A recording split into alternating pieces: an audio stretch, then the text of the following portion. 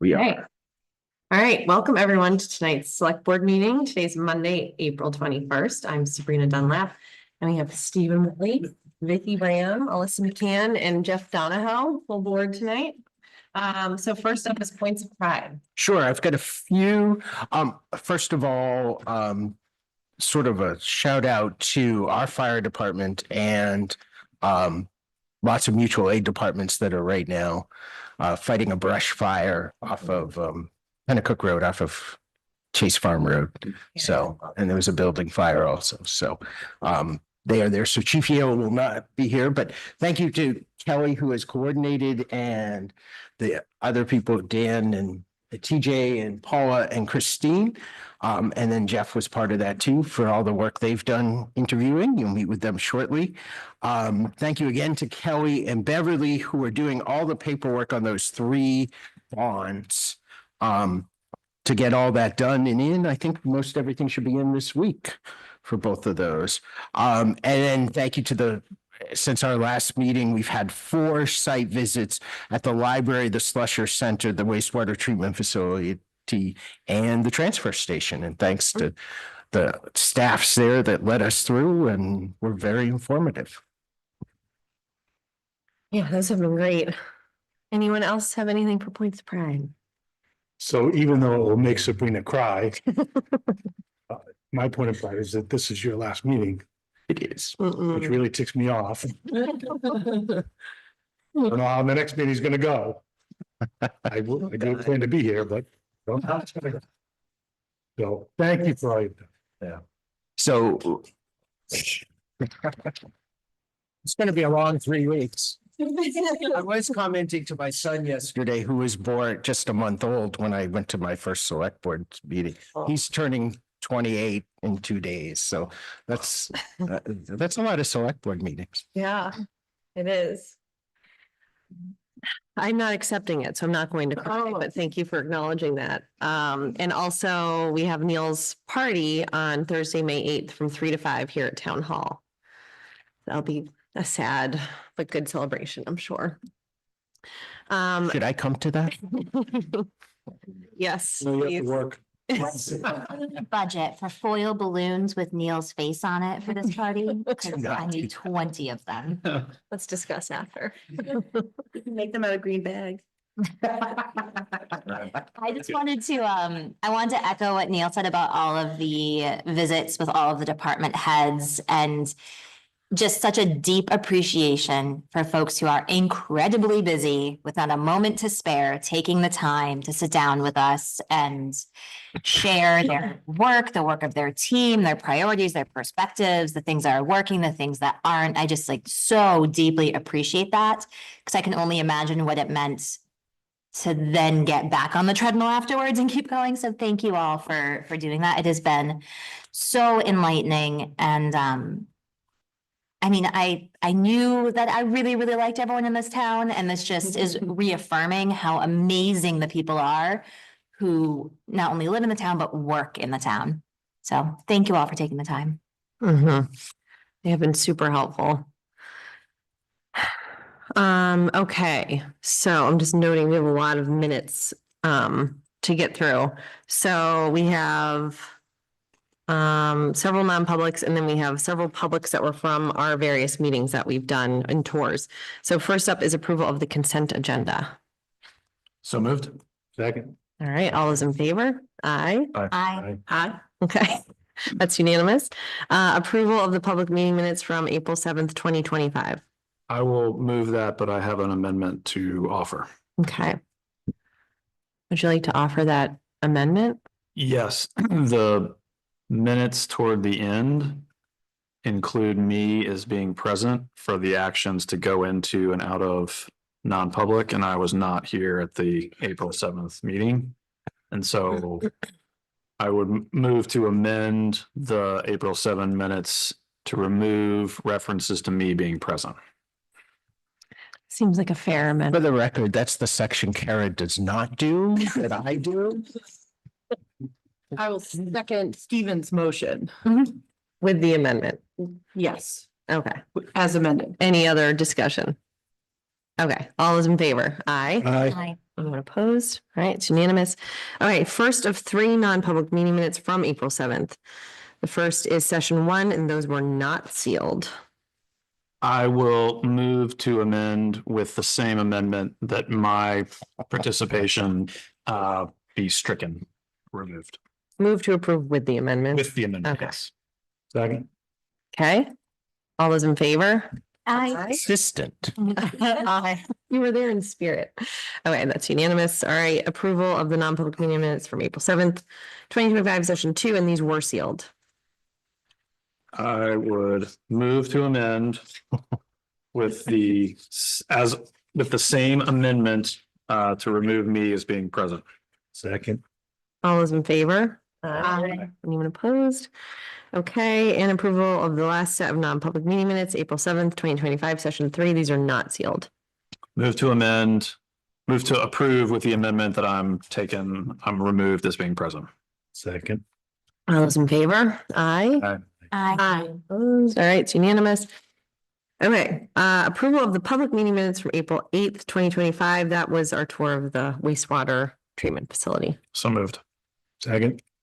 All those in favor? Aye. Anyone opposed? All right. Approval of the public meeting minutes from April 11th, 2025. That was our library tour. So moved. Second. All right, all those in favor? Aye. Abstain, wasn't there? Abstain. Okay, Aye.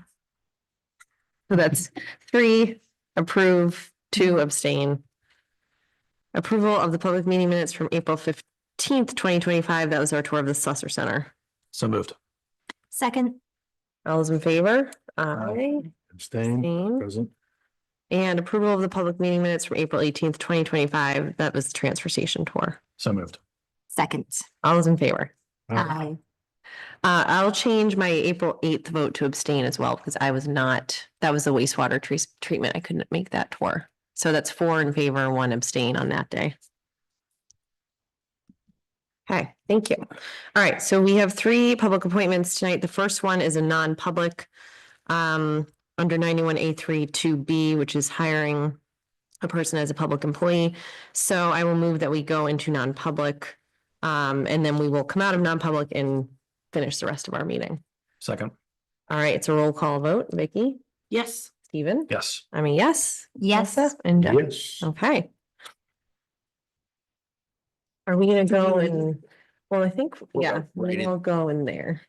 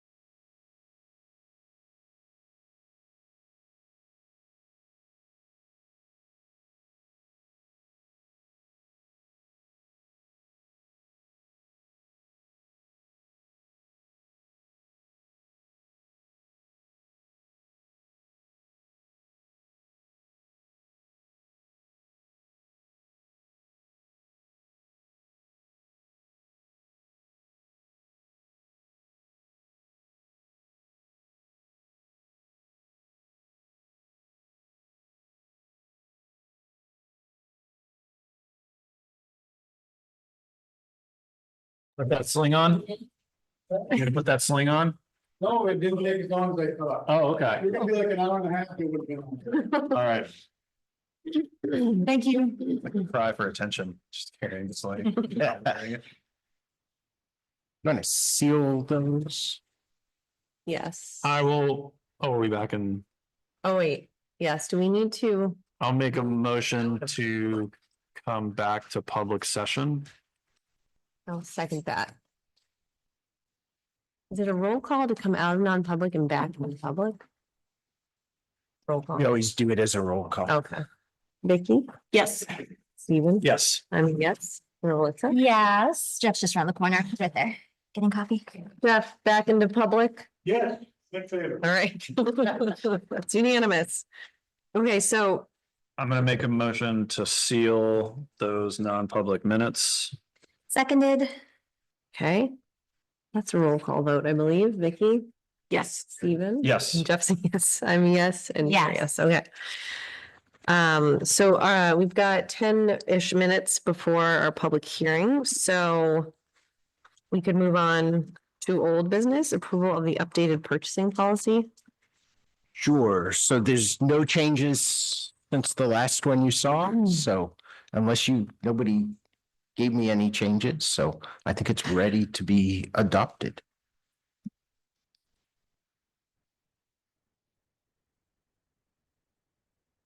I think at the last meeting, Jeff, you had mentioned that you felt one of the numbers was a little low or high or something. I didn't know how strongly you felt. I thought the thresholds were low, that they could be increased, but it's not going to drive me crazy. Okay. It's just more work. It won't for- keep you up at night. More work for the new town administrator. Guess we can always revisit it when That's with right. them. Love a good revisit. Throw it back to the next person. A good policy review is always a good place to start. Okay, so do we need a motion to officially adopt this purchasing policy? Move to adopt. Seconded. Okay, all those in favor? That's unanimous. Okay, so under new business, we have resolution for loans. Yes, so there are two resolutions in there to adopt. Let me pull them up. At least pull one of them up. One is for they're both for the Clean Water Revolving Fund. One is for the lagoon cleanup and one is for the cammering and the work. And they're in your packet. They basically authorize Kelly and Beverly to work through. It authorizes Sabrina and Stephen to be the signers for the actually application. And that's it. So, and they need to be adopted as exactly as written. Can we combine them into one motion or do they prefer? It's probably better to do two motions just to. One is for the Hopkinton Webster Septic Lagoon closure and the other one is for whatever we call that. I will move to adopt the resolution for the wastewater infrastructure condition assessment AMP Phase 2. Seconded. All those in favor? Aye. Aye. I did the second one first, sorry. That's okay. That's a real curveball. I'll move to adopt the resolution for the Hopkinton Webster Septic Lagoon closure project. Seconded. All those in favor? Aye. Okay, thank you. Do we have time for our year-to-date financials? Actually, I think we should postpone that till the next meet, not just because I won't be there. There was a glitch with some of the posting of the salary. So when I was going through prepping for tonight, I went, why are we way under? And that's exactly why. So that's going to be corrected. Salaries were all done correctly. It just in the general ledger posting, it's very cumbersome payroll software that's connected to our new software. They're supposed to be updating it and doing it. It really, and that's sort of caught up with us there, I see what you mean now. It says we've only spent 7% of our budgeted salaries. which doesn't make any sense. So. Hmm.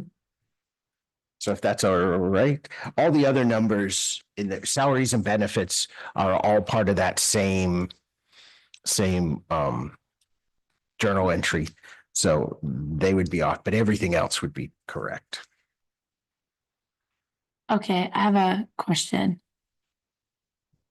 For our general government buildings, all the electricity line items seem under budget. Is that because we use more electricity in the summer? Or because we're paying less for electricity? It may be just how they fall. It looks like they're low, but because the December bill comes in January, Mhm. you haven't received, The March bill? the March bill wouldn't be reflected on here, so it would only be 2 months instead of 3. Got it. Because the auditors move that back into the year where it was actually expended. I see. Adjusting entries. Generally, winter is a higher use for most buildings. Some of the buildings, like the Slusher Center, probably is as expensive when you're running air conditioning than the others. And then there'll be a lull and then pick up. Same with like heating oil and all of that. Usually we spend about half of it at this point and then none through the summer, and then it jumps back up.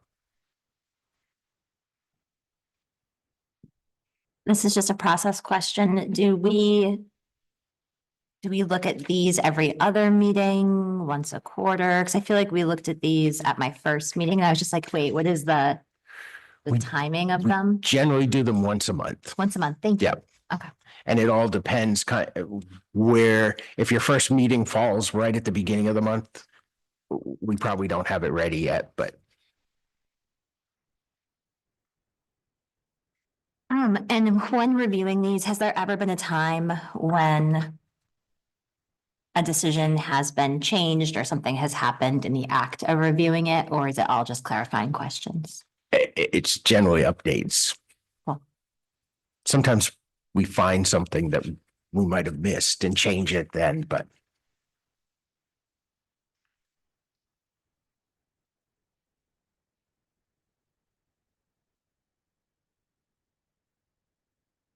Do we have time to do any town administrator updates?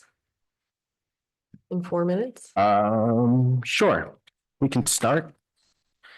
Oh, TJ left. No, he isn't. How about, there you are. That was first on my list. TJ has a request that he can make himself because he's actually here. Great. So I'm asking the board's permission to. Thank you. Go on the police unit tour. Thank you. I've been on for quite a while. But it is down, Thanks, Chief. it's a something for the fallen officers. All the officers in the United States are on the wall down in DC. And every year they have the police unity tour where about 2,500 bicyclists go from Somerset, New Jersey to Washington, DC. And then they have a candlelight visual in Washington. Takes 4 days for the bicyclists to get down there.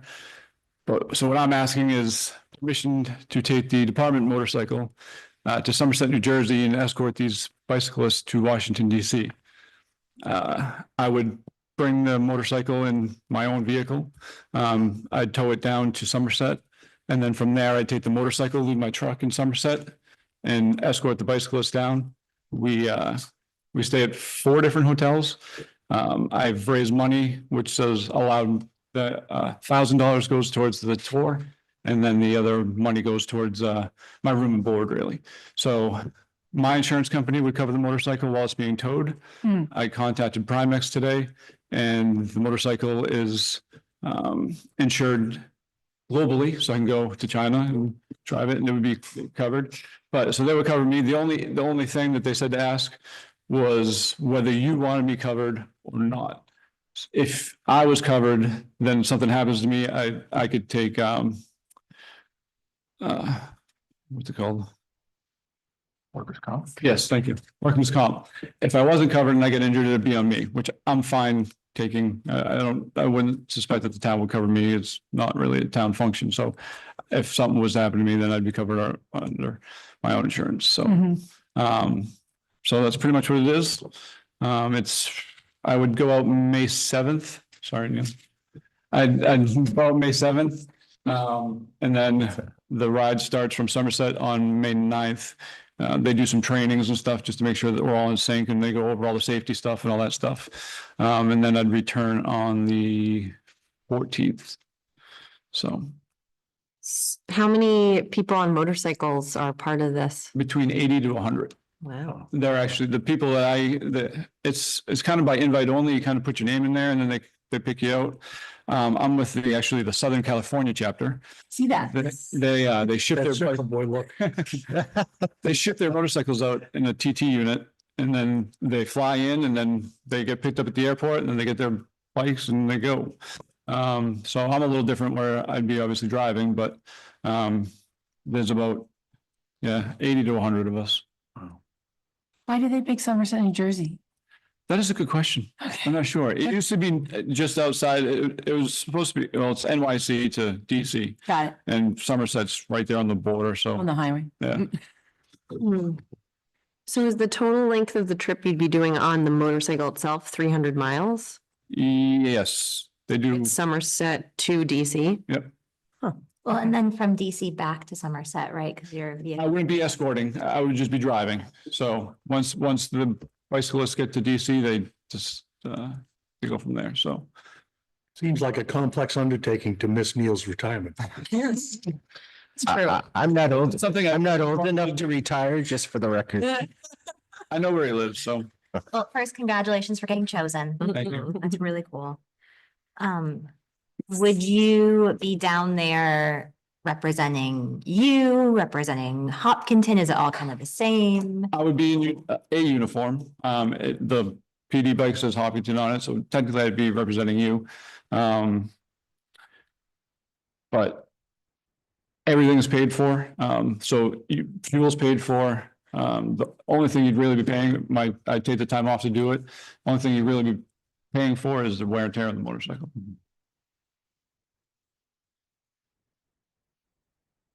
Has there, Willing to come back and tell us about it afterward? I would absolutely love to. And maybe Rotary would like to know about it too. I'm sure they would.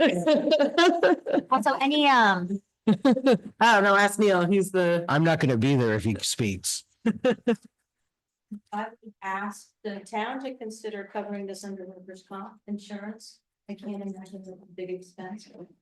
I could be wrong. It's no additional expense. Yeah, it's no additional expense. I'd be covered under the town. So if something happened, then it would kick in. If nothing happened, then would be no additional. Nice thing to do on behalf of the town. I'm not glad. Thank you. has there been an instance in the past where a vehicle's been borrowed and taken out of town for any purpose that we're aware of? Just trainings, maybe. You know, I know we send some guys to the seacoast for trainings. They take a cruiser out that way. We've had some trainings down in Mass where we let them take the cruiser as well. I move to approve the chief's participation in the police unity tour. Second. Okay. All those in favor? Hi. Okay. And do you need anything else from us or, okay, Just the permission.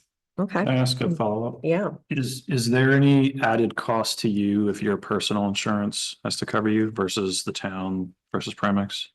I mean, I'd probably have to pay the $1,000 deductible, but that would be it.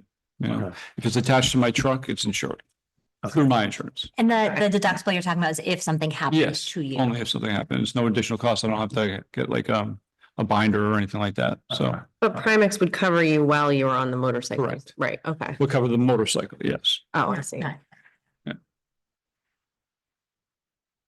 Do we have to do something proactive in terms of if we were to have our workers' comp policy. I just don't know how it works logistically.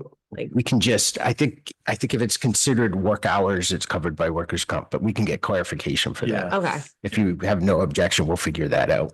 yeah, Yeah, okay. I'm I fine think- Make sure there's a lock on your trailer in Somerset. Please don't get hurt. So we'll, yes, please don't get hurt. We'll look into the. Where your workers- personal Not my intentions. We'll look into the workers' comp logistics so that hopefully maybe we could cover everything under the town, so you wouldn't have to worry about your personal. And one insurance more for favor, that's not an official business, but if you take any photos, post them on Facebook. that. I will do so. I will do so, definitely. So, All right, because I plan on taking a lot of photos, although it's gonna be hard to drive and take photos. Yeah. Probably don't want to do that. safety but- first. The motorcycle. Listen, All right, Thank you very much. for your thank time. you. If we don't see you, have Chief. fun. All right, well, I guess it's not really fun, but enjoy. It'll be fun. Have Fun bonding slash somber, experiences. somber, imagine. I have to say, I went to the firefighters memorial in Frederickstown, Pennsylvania, when Rick Schaefer was, I don't know if it's inducted or memorialized there, and it was quite a moving I'm weekend. sure, So, yeah. since then, I've never sort of experienced bagpipes and without Mhm. sort of feeling that, all that emotion that goes with that. It was pretty amazing from people across the country. Yeah. All right, thank you, chief. So we can open our public hearing on sewer rates. Before we open the hearing, Sabrina, is it like, do we give a little like quick update as to like why we're proposing what we're proposing? or Yeah. why? We usually, yeah, I have a We'll few give a- slides to go through and then you Love can it. update. Love a slide. All right. So at your last meeting, you voted to increase sewer rates for the next 3 years, 30% per year. This slide reflects how that would change. Basically, we're going from a current rate of 340 per year as the fixed fee to 442. And then the gallon rate, it's been two different rates, but the discussion was to have it one rate. So it's going from either 0.003 cents or 0.0075 to 0.00975. And so let's move on to show why. With these 30%, this reflects the rates. The line is the annual operating costs for the sewer system, assuming a 3% increase per year. And as you can see in 2025 and even in 2026 with this increase, we are not meeting just our operational costs. This does not include capital. And then I'm sure you'll relook at it in 28 and 29, but this shows that by 2027, we actually would be meeting with these increases, would be meeting our operating costs. Two clarifying questions for you on that slide. Could you remind me, when was the last time our revenue met our expenditure on the system? It's been probably 2 years. We did a rate increase 2 years ago. I believe it was, and brought us up close. One of the issues that also is being worked on is currently the meters, which are owned by the precinct. To step back a little, sewer rates, and when you're talking per gallon, you're talking based on the amount of water that goes in. It's a percentage of the amount of water.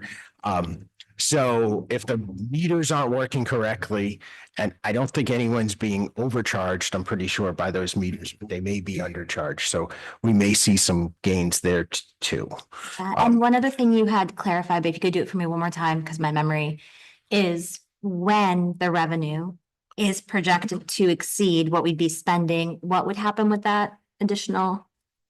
So Next slide. if you look here, which includes capital costs, even with this, we're not coming close to capital costs.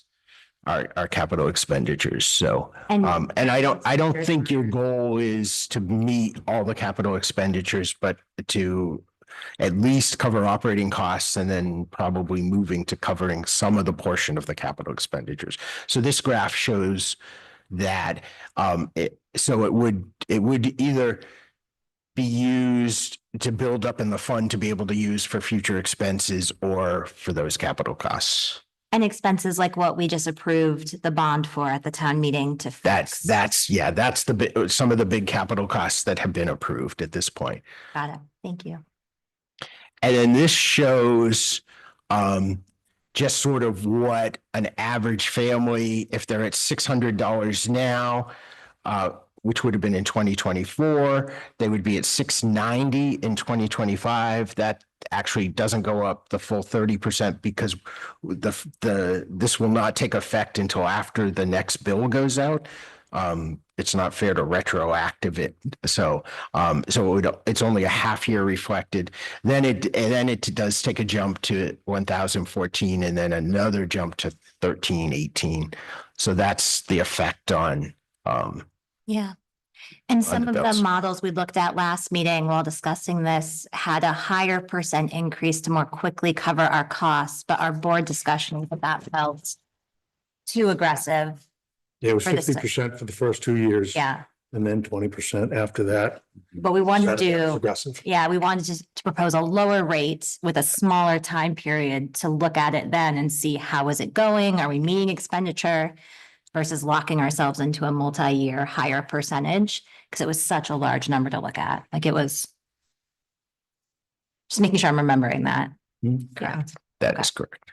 Neil, can you remind us what goes into the operating expenses? So that is, we have one full-time staff member and then all the costs of running the facility otherwise. Like the chlorine? Chlorine and, I don't know, the licenses we have to have, the maintenance of the system, replacing, I'm trying to think what we may be replacing. If you want a more in depth, I think Dave's on and he could answer that more in depth, but it's really all the operating costs.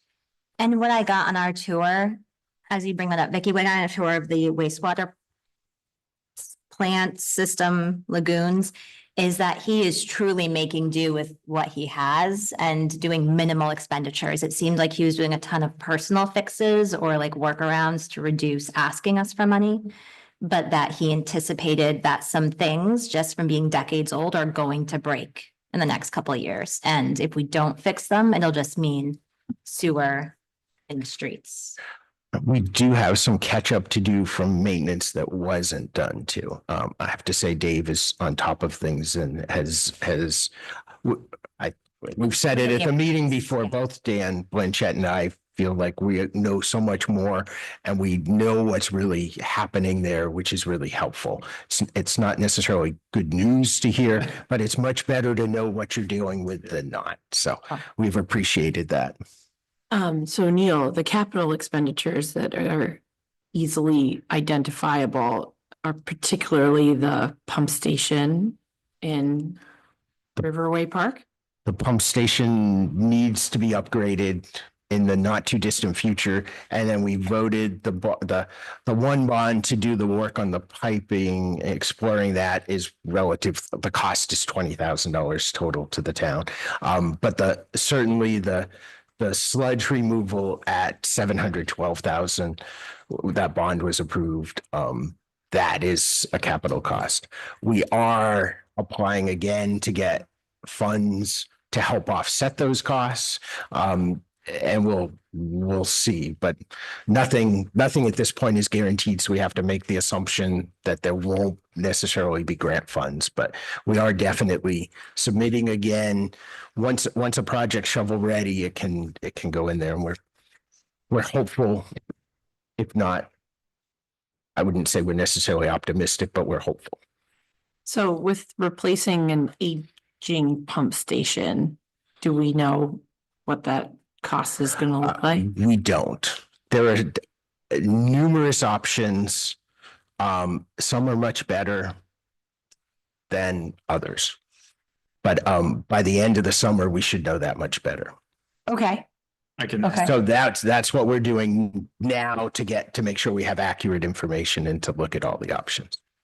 I was gonna say is maybe another capital expense down the road, aren't we having cameras sort of inspect some of the piping? Yeah. Which is, I think Dave said maybe never been done. And so it's quite possible that will uncover some repairs that need to happen, which would probably be capital expenses. It could be. And we also may find where the stormwater is getting into the system, which actually could have cost savings once that's taken care of. Oh, yeah, public service announcement for anyone watching or anyone in the room. If you are on Facebook, I 10 out of 10 recommend following the Hopkinton wastewater treatment Facebook page that Dave has put together, where he shows us what is making its way into the system, likely down our toilets. It is enlightening.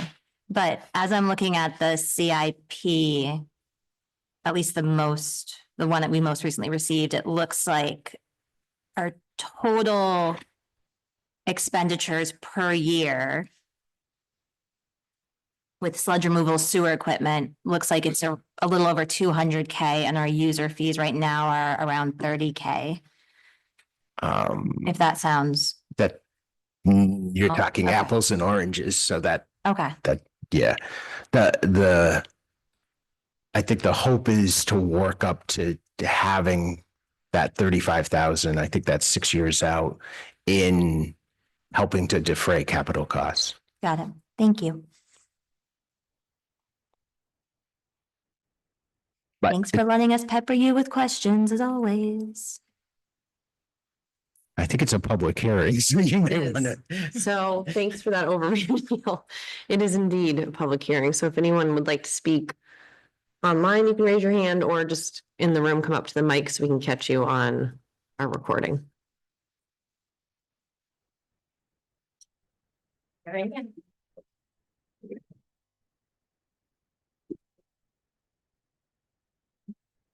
Gail Kimball, is that close enough? 716 Kearsarge Pull Avenue, that a little closer to you. There you go. 716 Kearsarge Avenue, which is halfway between the village of Kentucky and Davisville. Hence, I am not on the sewer system. So I was pleased at town meeting to hear that this proposal might be forthcoming, that the user fees would be increased to cover the operating costs. So I'm obviously speaking in favor of that. And then my follow-up question would be, when, if ever, will we start to discuss that the users of the system should really also be paying for the cost of the capital improvements and capital operating costs? So I'd just like to go on the record as saying that I think that's important. Thank you. Thank you for your time. Thank you for bringing this forward. Thanks for coming out to talk.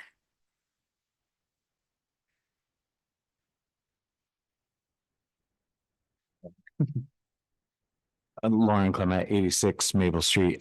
So I understand the increase. I do fall in the district. I'm just curious if there is what that $600 ratio was that baseline, or you had about a $600 and then It was an 30%? average family. That's kind of an average bill. So we- Gotcha. And I guess my other question was, in conjunction with this, do we know if the village precinct costs on our tax bills also might fluctuate? Because if people are receiving an increase on their septic, an increase with the septic, and then the village, I don't know how that village precinct tax gets set. Obviously, I would assume similar to the tax base, when everything got reassessed, that number maybe comes down. But does the village precinct tax also go up to help pay for facilities? I'm just naive to how this all works. I just know it's there on our tax bills, and we're talking about our sewer bill going up and trying to calculate for anyone that falls in that district. When do those change? We did. So the Kentucky Village precinct, some of their water system is paid for by taxation and some is paid by user fees. They have done quite an extensive study, but I think have not come to any conclusions, what changes they're going to make. They have options. It would have to go through a public hearing just like this to raise the user fees, or through the budget process, raise the tax rate. So they haven't come up with anything definitive. It would not surprise me based on their costs and their capital needs that you'll see increases, but they haven't really determined what that may or may not look like. But that's set locally at the village precinct. We don't have anything to do with it. Right. They're a total separate entity, so we don't have any say. Their commissioners are meeting right now. And what I heard you say is the tax and user fees support the water, but we do the sewer. Correct. The town owns the sewer and the precinct. So there's the sewer owned by the town, and then we have two precincts, the Hopkinton Village precinct, which has a water system, and then the Kentucky Village precinct that has a water system. And most of the cost for Kentucky Village precinct really is their water system. Hopkinton Village precinct does it differently. I think their water system is paid by user fees, and then they have other charges, other things that they pay for, like the clock. So none of the precinct taxation goes towards the sewer system, and the only way to garner more funding to balance that out is through metering. Okay. Yes. That clarifies it for me. So it's separate, even though it comes on the same bill, it's totally separate. Perfect. Thank you. Thanks, Lauren. Lauren. That's helpful. It is confusing because it comes on the same bill. Yeah. Mhm. Yes. And because there are less sewer users than water users in Kentucky. That's right. About half as many. There's only like 200 people on the sewer and 600 people on the water, right? Yeah, 222 to 600. Yeah.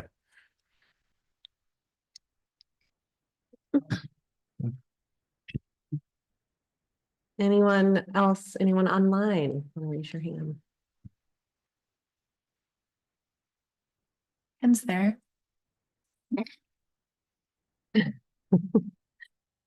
All right, anyone else in the room in our public hearing?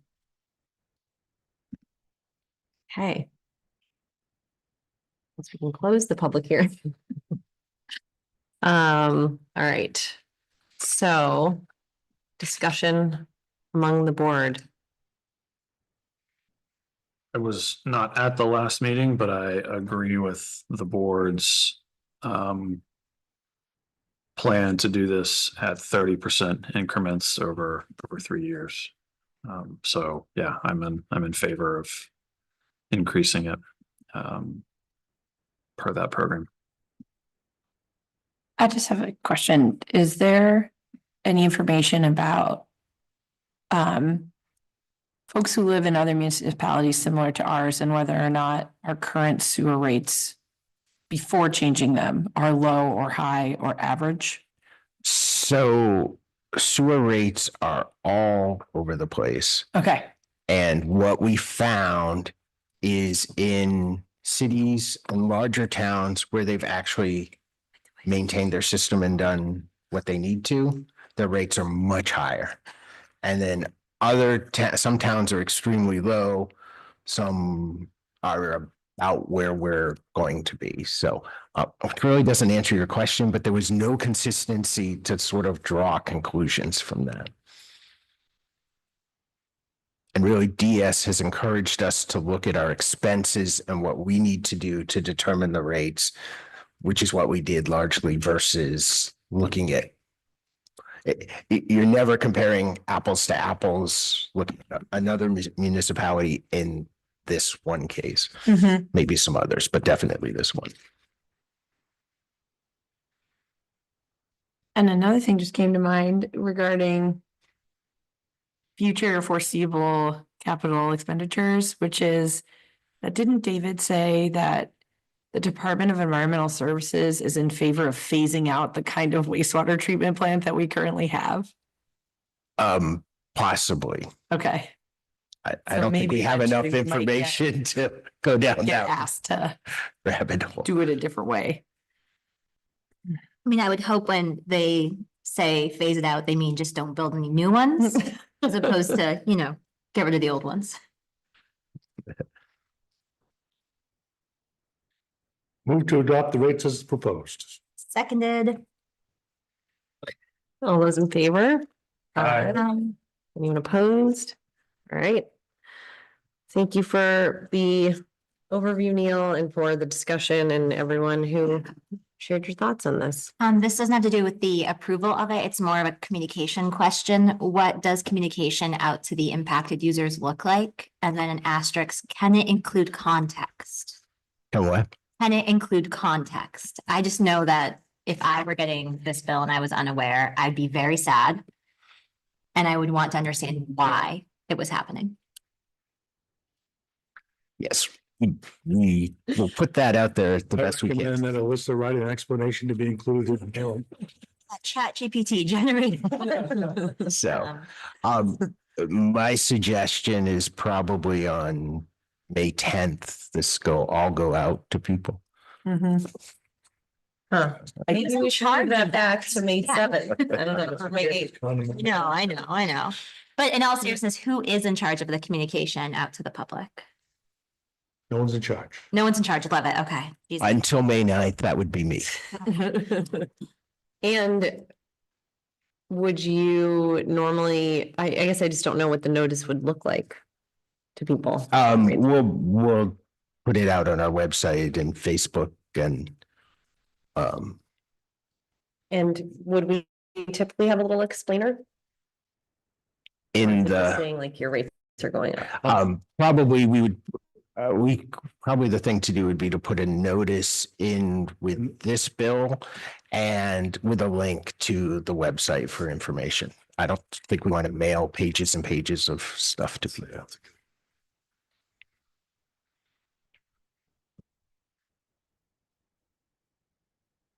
Thank you.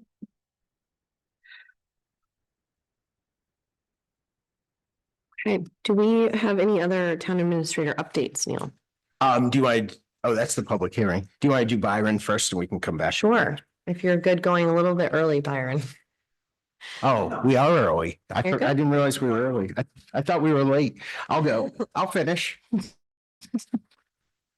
All right.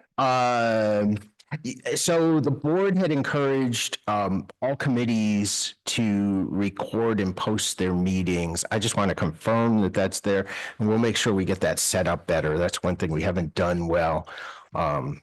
So unless there's questions about that or you want to change that, that was a while ago. I met with Laura Taylor, the new business administrator at the school district, Mike Flynn and Jim Rozicki. And we kind of went through all the joint things that we shared and made sure it was in place. It's time for oil to go out to bid, and the school district does that. And we're part of that. We do have some agreements, which I will leave, that really need to be updated on the use of fields and things like that. They're a little, and we do like plow their driveway. So those agreements all need to be updated. We also did talk about health trust and the concerns that there may be no health trust, which is where we get our insurance, our health insurance. So we are in the risk, it's us in the school in our risk pool.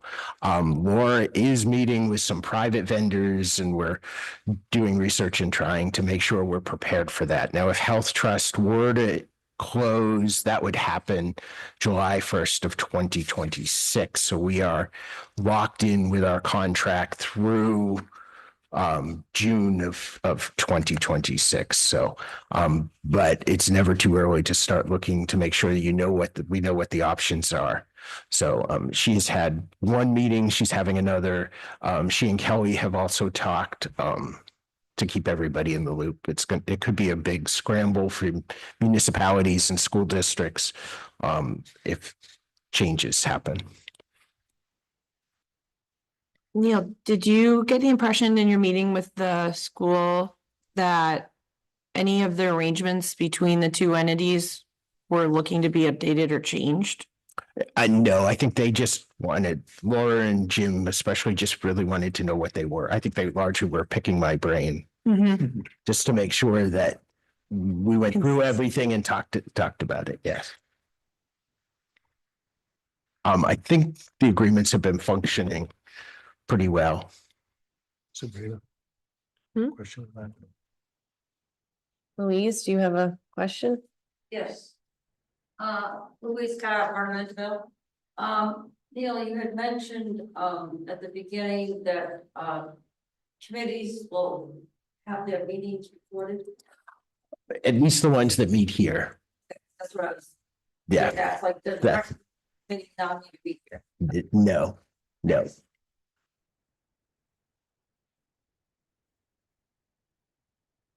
So you're saying there's just a general encouragement from the select board? Yeah, and we'll make sure it's set up to be easy to do. Yeah. Okay. I don't remember that discussion. Was that a while ago? It was a while ago. And we haven't consistently done that, but I was just going back through all of his notes and being like, what's the low hanging fruit of the things that I just did not get done? that's true.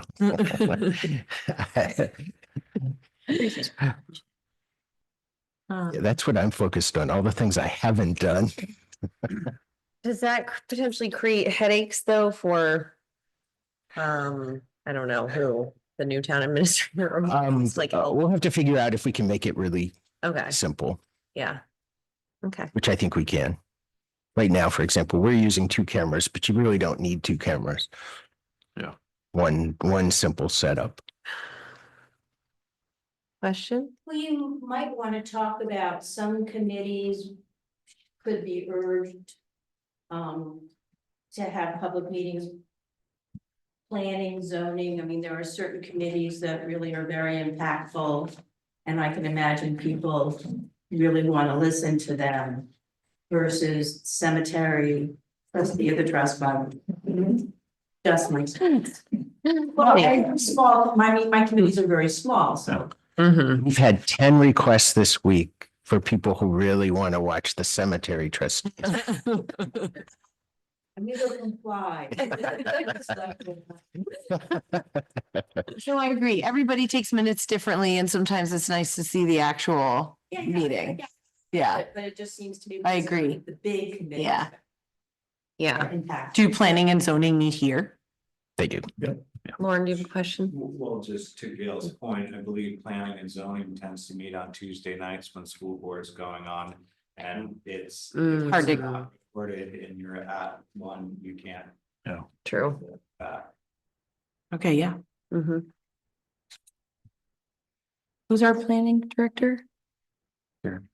Karen, will you sort of let her know that we had this discussion? Yes.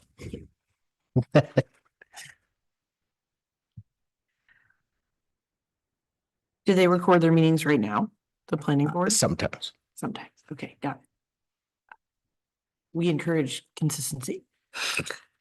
It's true. Okay. Let's pause that. Did you have other updates? Or- That was it. Great. All right, so that brings us to our last public appointment with Byron Carr regarding Riverways Park. Welcome, Byron. Excuse me.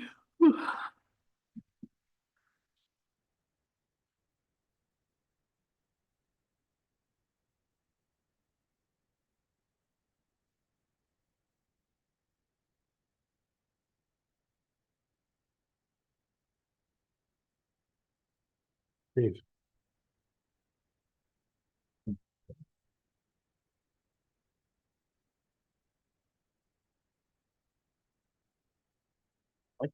Thank you. Oh, Just slide it a little that What's your way. name? I'm Michelle. I'm Vicky. Nice to meet you. Thank you. No. Thank you.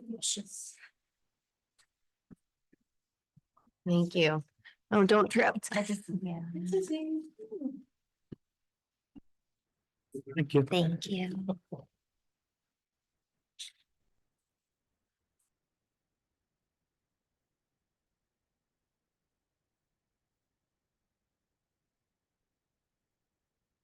Okay, back, permittable. They're not gonna be able to see. I guess you're all aware, because I've been in before, talked to you outside of this meeting that, there's a group of people creating a master plan for the Riverway Park to, give the select boards now and in the future more aesthetic guidance to keeping the park the way it was originally intended to be. So we've spent the last year talking to people at the farmers markets, and I went down there at other times, and the town meeting, school board meeting, and gathering all the information of what people wanted to see there, what they didn't like. And we sifted through that, and we did leave out the water slide that was suggested a couple times. Into the river. That could be in the future. So, we came up with this plan, which I guess I should have had a bigger one and had a 35. I think you've all seen it anyways. One of the things was we'd like to see the benches moved out of this area and put up somewhere along the bank here to sit and view the river, and to do double duty during events. Possibly a couple under the tree, these will all be positioned, with consultation with the Public Works Department. But I had gone over some of this with them, early on, and they seem to be fine with moving them out of the mowing area. Less things to mow around. Another thing that was brought up was the possibility of some public art. And we think that where the fence is, it could be some panels hung between the two rails. So along there, it wouldn't be really obtrusive, but it would be a nice color note, and interesting, and it doesn't interfere with the rest of the park, as once you're in the park, they're more or less behind you. But it does add something to the park. Plus, some of these could be seen from the gas station, and you can go in there and get gas and say, oh, what's that? And pull over. And another option for public art is also along this area where the cars pull into park. There could be some 4 or 5 concrete pads put that you could bolt sculptures to. So I think, that would be a great idea. I actually have the one that could go there first. It's 12 feet tall and really colorful, which, another thing that would be seen from the gas station and possibly draw people. And once we draw them there, along the viewing area, along the top of the bank, there's 3 or 4 locations that could be picnic areas. And possibly, permanent picnic tables that don't get moved all around. That, stay right there. And when I was at the high school with this, I noticed they have some octagon tables. I said, oh, just about perfect with the right size. And if you leave one seat out on it, you can have like a handicap access, although getting there is kind of tough. But, it's a possibility. Then you could have, like the chessboard put in the top, just simple stuff to draw people. and around where the picnic tables are, where the benches are, I've talked with the DPW, and if we put like maybe pavers or some stuff that doesn't wear like regular ground and grass does, wears out, gets muddy, and it's hard to mow around. So we have like a 1 foot strip around there with some hard surface or permeable hard surface that you know, it'll be easy for a mowing. It won't be a worn out muddy spot. And where the pads are for the sculptures would also have easy mow around. So it doesn't interfere. With these, the sprinkler system is already in, so whoever donates the money to have these done needs to address that. And then do that in consultation with the DPW. Because they'd have to pay for it, doing that. It's not rocket science, figuring that stuff out. Several people wanted suggested, oh, let's have a playground, and everybody goes, no, we don't want a playground. And one lady said that. I said, well, he wants a playground. She said, well, can I have like one swing set? Maybe. So we figured if somebody's gonna donate something, this would be an area to do that, and over here, out of the way, unobtrusive, not some big built thing, but just some simple whatever. And that would also have to address any sprinkler system. Also, if there's instead of having the public restrooms, everybody wants public restrooms, but there's such a cost to do them, maintain them. And I was talking to the DPW, and they said they always have vandalism problems. One up there. I think the porta potties work just fine. Somebody comes and takes care of them for you. That's great. So, but you know, I think they could find a location. And it's not so intrusive, and they can be screened, you know, tastefully screened. So that again, so that the people at the gas station don't see those. Because that's a big problem when they start going over there, using those, it really ruins the whole effect of it. It's nice when the gas station did have their porta potty. The use on that was a lot lighter, noticeable. I don't know if they're gonna put it back. I think they're supposed to, and we've always had a problem keeping them to do their word of going through the planning process, and they were supposed to have one. And then they put it right out on Maple Street, and it's been a problem, so that's your job. What else do we have? We also have, you know, a water refill station would obviously go where the water supply comes in. Could be in this area if we have one. And eventually, supposedly, this building kind of goes away, and most of this kind of goes down near ground level. And you know, whenever something's done there, I think we can tastefully disguise that also if we have to, but the world thought. And of course, the biggie is the access to the river for the canoes and people. And there is room for a handicap access, because ever since the park is done, people say, oh, we need a handicap access. There is room, if starting over here. And coming down around, you can get the handicap slope and end up down at the existing launch. The biggest problem with that is the Shoreline Protection Act. Right. I don't know, I've talked with them a little bit.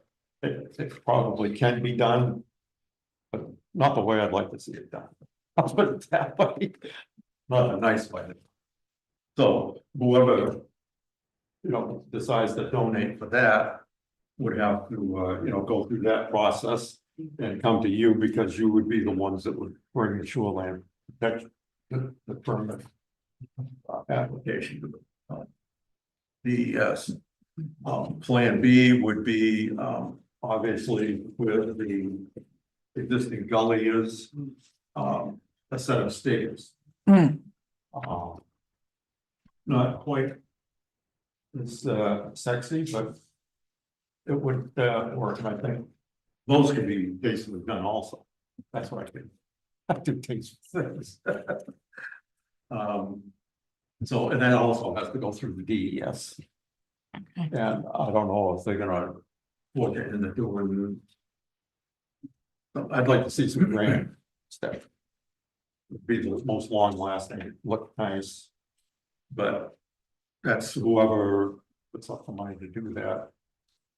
Would be dealing with that stuff, but that would be the location for that.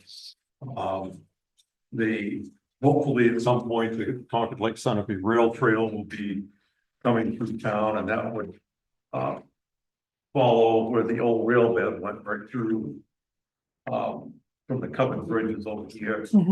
We go right through the parking lot over down behind the base where the old rail bed is. Eventually is what the plan is. So another part you don't see on this that's kind of probably way in the future is also down at the section the town owns of the rail bed that runs from the parking area to right behind the base, I believe is wide enough to fit the rail trail and some additional parking in there. You know, at some point, when the pressure's enough that they're gonna spend the money to do that. And there's an option when they do that of down right behind the base is, you know, there's a gully there, but we could, if we can cross that with either fill or culvert or whatever, that would, you would be able to make this park a one-way in, one-way out, and it would just alleviate that one more mess of more people coming into the, right there with the people walk and everything. It would just be drive in here and exit there. It's a safer exit it down further. There's better viewing visual also. But that's, you know, an expense even in the future. We also think if we have a kiosk maybe over in this area, it could be, I think it could be with a railroad motif to make it look nice. And have some information maybe about the village, maybe a QR code to find information of what's in the village or what's in town. And I'm looking into seeing if we can get some kind of kiosk, some kind of thing that you can just tap it and donate to the park project. When they see all this beautiful stuff, it's, oh, we gotta donate, where can we do that? So we have it. And there's also been a suggestion of having a small, one of those little library boxes. Yeah. So somebody might come there and say, oh, I think I'll sit and read a book. They grab a book, they go sit for a while. Book back, so, you know, that would probably be over in this area also. And early on, Michelle Cedillo got on board and she said she wanted to form a Friends of the Park committee, which would kind of oversee some of the stuff, and I'll let her explain that to you. Yes. Sure. So hi, my name is Michelle. I've met some of you all before. As Byron said very early on, maybe about a year ago to the date, we met when he was soliciting information from the town about what we wanted to see at the park. And immediately I was hooked because have you all met Byron? He's awesome. So anyway, fast forward about a year, Byron and myself cumulative has probably put over 40 to 50 hours just soliciting people in town about what they would like to see.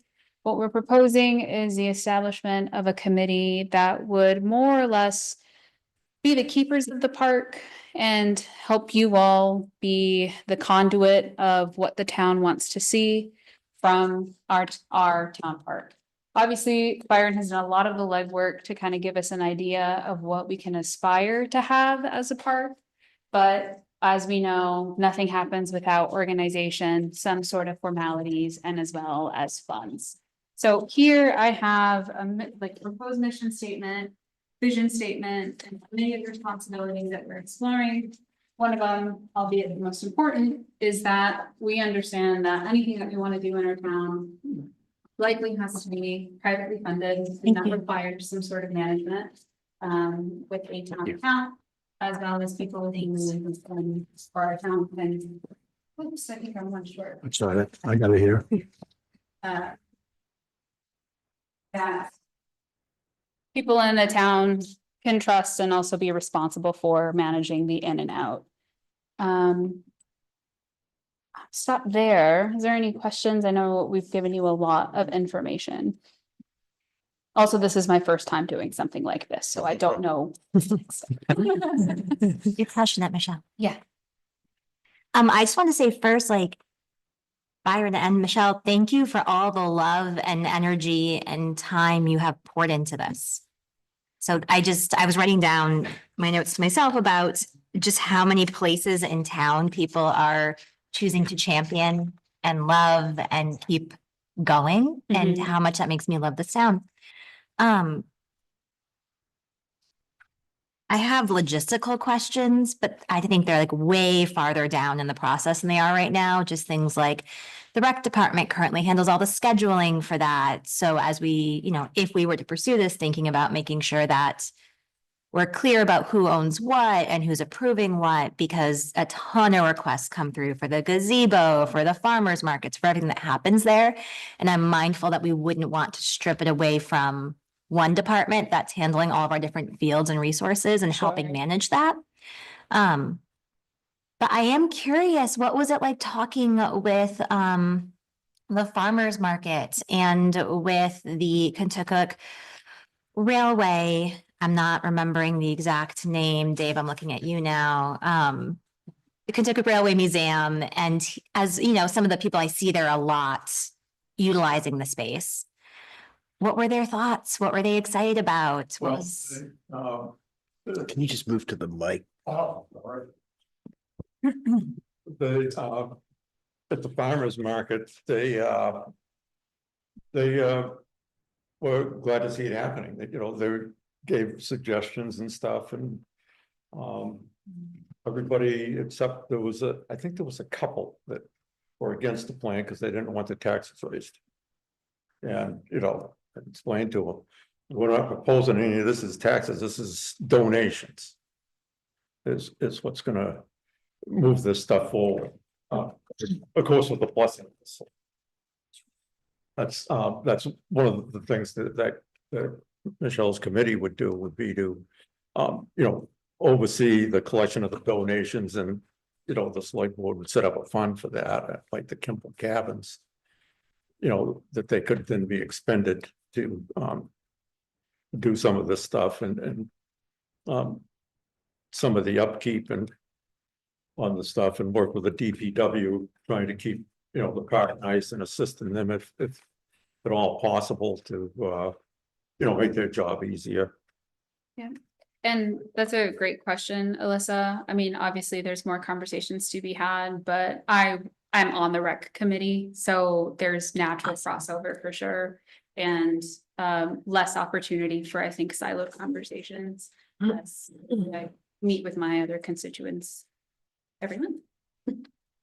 Yeah, it would probably stay the same with the rec committee schedules things. If the committee wants to do an event, they would schedule it with the rec department.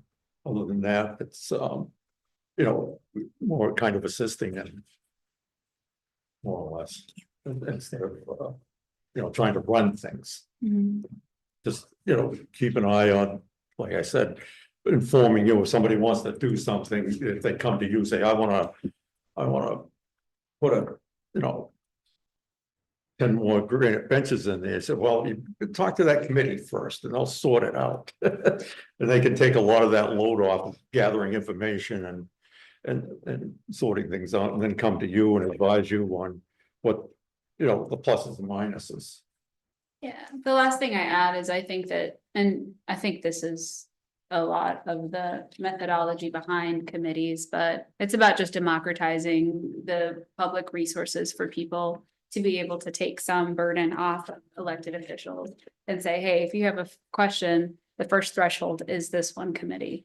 And then, of course, as things escalate, then bringing in the proper channels. But everyone loves the park. I've met dear friends at the park who ended up making my wedding guest list, and that wouldn't have happened without the park. And so great things happen at this park, and I think even better things can happen, I think, if we just pull together what people want to see and allow them at least a point of access to be able to have that voice reflected. Do you have a? Yeah, I mean, this is a really great presentation, so thank you guys. I know that a lot of work went into this. So my question is about how you guys envision this maybe working with the group that the EDC is working on, the Kentucky Village improvement working group. I'm supposedly on that group, but I haven't heard from. Well, I know, because we're still in the process at the EDC of sort of finalizing that before it comes back to this board. Well, Can I just finish for a second? Yeah. And so, so a lot of what you guys are talking about sounds like it overlaps with some of, maybe not identical to, but some of that working group. And I just didn't know, because I think both of you, I think maybe had been approached about being on that working group. And I just didn't know if there was any thought given so far about, you know, having two sort of groups working on what seem to be overlapping tasks. I don't see it as overly. Yeah, so that's what I would like to get your responses to that. Because, you know, Michelle's group is gonna be dealing with the park, which is, you know, a small part of what the downtown group will be doing. Yeah, And, you know, they'll, well, like, I think she's on it too, so there'll be some communication there of what, you know, her committee's thinking of and what they're thinking of, so, I guess my concern is yeah, their committee is more like a planning committee, more or less, I think, right now. yeah, And her committee is gonna be an action committee, so she can fill them in and they can make suggestions of what, you know, anything else at the park and filter it through them, just like anything else would. and I think where I'm coming from is, you know, if people have limited time to devote, it looks like it's the same membership roughly in the sort of friends of the park that you guys are talking about and who the EDC is trying to put together. And I guess I worry about there being two groups that have, you know, some connection in what they're working on. It's a lot Yeah, for those people to take on. Plan on actually being a member of her committee. Okay, I've worked on it enough, but the way I thought the committee might work, because of that situation where people have a short amount of time, is, yeah, you know, have a small committee of dedicated people. And then a lot of the stuff they need to do is gathering information, so they'd have a list of consultants, so to speak. That, you know, like master gardeners or architects or artists, or that they should say, hey, what do you think of this? So those people wouldn't have to go to all the committee meetings and everything. They could just look at a project, spend a couple hours and give them the information. And I think it would work. But I think I was also approached by that same committee, which I responded to, absolutely, right? And anything on his down, I'm down, sign me up. Yeah. Haven't heard from them. That's not to say anything, just, I was approached a couple weeks ago, just haven't heard from them. In the event that there is crossover, I think great, because I'm in this one, I'm in that one. If we dissolve one to do another, to like specialize and focus, I think awesome. I think the biggest takeaway here is one, just wanting to make sure that voices from the town don't fall on deaf ears, and we at least put something in motion whether it gets absorbed or whether there's still need for specialization and focus, I think I'm open to either. The only thing I'm opposed to is not bringing something forward when people obviously want to see it. Sure. Yeah, thank you. I see Bonnie's hand raised, but before we call him Bonnie and others in the crowd, other board members have questions, or I have a couple thoughts myself, but. I do have like a couple questions. Okay. Okay. Yes. All right. Are the color coding on the presentation merely identifying different elements of the park, or does this have phases in your view in terms of like moving the benches is first, so it's pink? That's a good question. No, color coordination did not go on a like impact effort matrix. It was more so just so you can kind of look at what is distinction. Obviously, there is low hanging fruit. Like people still ask us where are the stone benches? They were first there when I first moved into town. They're not there anymore. So obviously there are some things that we can clearly move forward with, but definitely some of these are massive undertakings that even with a really passionate group, you probably won't see come to fruition for years to come. But that being said, at least we have an idea, which is what Byron wanted to do, was wrote all opinions together and get us a plan so we know what we're marching towards in the event that that's actually what we accomplish. Right. So it'll be in phases, but I think you've made it clear that we want to make sure that in the end it's beautiful and functional. Yeah. And so talking about all the phases and then doing things one step at a time.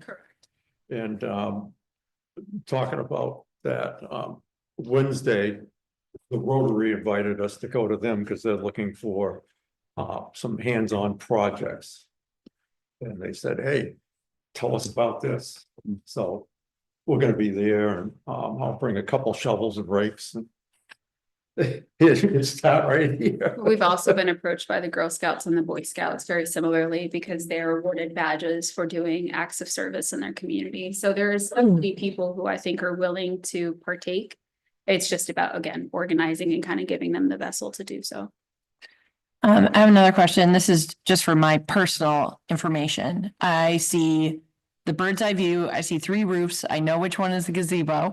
But what is the building on the left versus the building on the right? Is the building on the right the pump station? Yep. This one? Yes. Yeah, that's the pump So what's station. that one? The rail station, the rail car, The old fashioned railroad. the banks over here. The depot. I thought the depot was, It's like Yeah, a workshop. So Yeah. Philosophically connected to the. it was moved from the TDS property to there. Yeah. all right. Little. I promise you've stared at this building so many times. I promise. It's a section, it's called the section house. Okay. So No, I know. I mean, I'm not saying that I think that building isn't there. I'm saying what function does it serve? Just a piece of history. Okay. Oh my God, that's funny. You're debating the existence of it. No, I just didn't know because, You know, as far as I can tell, it's vestigial. There is one other thing that I'd like to see done. thank you Once this guys. committee gets formed, is the state has a program where you can become like a friend of the covered bridge. And that way they can use the bridge for certain events they can do without a permit. Other events, the state has a permit process that you can use there, because I would like to see, of course, some art shows in there. Mm. But to do that, somebody has to probably donate the money to have the correct lighting put in. And it can be done so it's unobtrusive to the bridge structure itself. And you know, there are ways to have the art show without people driving nails and everything, which is a biggie, not to impact the bridge at all. So that would be, I'm talking to the state a little bit on that. And it's doable. It's just, I doubt the state's gonna put up the money to have it done, and if they did, it would take 4 or 5 years, like it took Louise to get the one side painted. So, you know, that's just another little thing that's kind of a crossover between the village group and this group is working on that. But if there's a Friends of the Bridge group, that gives us a little more input on the covered bridge. I don't Do you have. have other, okay. Can I I just? have a question for Stephen. You go Okay. first, though. No, you go. What is this Kentucky working group? Yeah, so the EDC has been working on prioritizing some goals and objectives specific to Kentucky. And we put together, a matrix of what we've identified. And we're just looking for basically a working group to continue that research and to make recommendations for what the next sort of improvements should be. And what I believe the thought was that once the EDC got done with it, they would come back to this board and have a proposal to create the working group and to sort of staff it, or ask the people to be on it. And we're still in that process. And so, but it sounds like there's some overlap between this Friends of the Park committee, even though this is very committee or park focused, and the EDC working group, which is more Tukey Village focused. But yeah. And is the reason for having a Kentucky specific subgroup on the EDC because the EDC felt like it was being pulled towards Kentucky and it needed to spend its time on other things, or? No, I mean, I think it was just recognizing that there was more work that needed to happen than the EDC could accomplish. And so looking to have some other people with vested interest in the village sort of participate directly. And what is the timeline like for launching? 3 months, 6 months, a year? 3 months, hopefully. 3 months. That's And if we as a select board, whether it's this type of Friends of the Riverway, or whether it was like with Friends of the Cabins or Friends of the Skate Park, like what is the timeline for launching a Friends of group? that one I That's don't know the basic- answer to. Yeah. Okay. Generally, Friends should really be their own 501c3. We sort of have fudged that through the years, but it's becoming much more clear. If a group is done and you form a fund, it really needs to go to the trustees of trust fund and be a trust fund and be done that way. Could you say more words around that? Like, do you mean like they would go to them and apply for status, or like? No, like the Friends of the Library are their own 501c3 and the town isn't involved, which would be weird. Well, that's what I was like, it. But, it's like Town but property. it's not as simple as it used to be Gotcha. to just start taking donations. We're running into issues with the skate park Right. that way too, which we had always done, but those funds need to be held by the trustees, and we're working on that now as we work through the skate park stuff to So there's some make sure. like financial logistical things that don't have to do with like the passion or the idea, that have to do with like, well, where do the funds get held? What kind of organization is it? Right. It's just not as easy as saying, we're going to do this. Right. Thank you. Yeah. So I have some thoughts. Thank you. This is a lovely presentation. I'm going to be a little bit of a wet blanket, so sorry.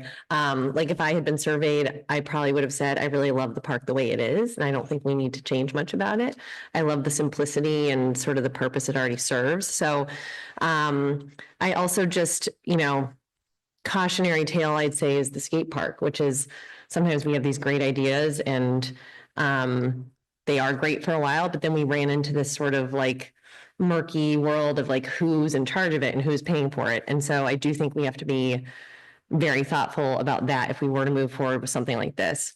And just, even if you went in with the intention of saying this wouldn't have any taxpayer impact, ultimately it does, because it's on town property. And so things that need to be maintained, I think it gets more complicated than initially meets the eye. And then, things that become sort of an attractive nuisance, or if you have like a mini playground, I think you have liability issues. So it's, you start to pull the threads and you get into a little bit more of a complicated realm. I would also say the pump station is a real issue for us. Like that has to be a priority for us to, we just had like emergency work done on it, but we have, I mean, there's a lot more that needs to be done, right? Like that's going to be very disruptive, I think, to that space. So that's just like a logistical concern. And I do think we also have a ton of committees in this town, and I think we already have some issues finding people to be on those committees. We have so many places in town that I think also deserve attention, like the skate park again comes to mind. Houston Barn is like, I don't really know what's happening with it right now, but that's another space that could be used for art or other things. So I just, I'm not saying, you know, this won't happen. It is lovely, and so it's nice to think about, but I also think we have to be very intentional and thoughtful and perhaps a little bit cautious before, you know, jumping into some full-blown either friends committee or committing to like major projects here. Sure. So. Do other board members have thoughts or comments before we open it up? I have a comment, and thank you everyone who has questions for your patience. I deeply appreciate your patience. It feels like a reoccurring theme that we're hearing from folks who come up to the table is about like, what is our plan for X, Y, Z? For ABC space, for George Park, for Riverway, for the skate park. And I'm just naming that it feels like we need space to talk more about our 5 and 10-year plan for what is a priority for our town and what it should be like and which areas we're focusing on. Because to your point, as you're naming like Houston Barn and this and that, and there's all these projects that had a lot of oomph at the very beginning during their budgeting season and then kind of fizzle off. And I think it's because we don't know what we're trying to do 5 years from now or what our town should be looking like. And we're trying to figure it out within each budget season. So I'm just naming that there is an overarching need that seems to be a reoccurring theme about long-term planning, but more in a visionary, what's a priority to the town and why are we saying it's a priority? I don't necessarily mean in the nuts and bolts. Mhm. Can I say something? Yeah. It seems like these people's goal is to keep it completely out of the budgeting cycle. So, and also just we do have a lot of boards and committees in this town, but as Stephen was saying, for example, the Economic Development Committee, they do not have the wherewithal to give Kentucky Village the focus that they can tell that it needs. And so when we've got dedicated groups who are willing to give certain smaller versions of our town, or not versions, but pieces of the town, the more focus than we or the EDC can give, I think we can assume that they would be willing to, you know, fall in line with whatever the flow is that we all end up agreeing is proper for the town. But in the meanwhile, we have people who are living in this town now who are willing to help us with that vision.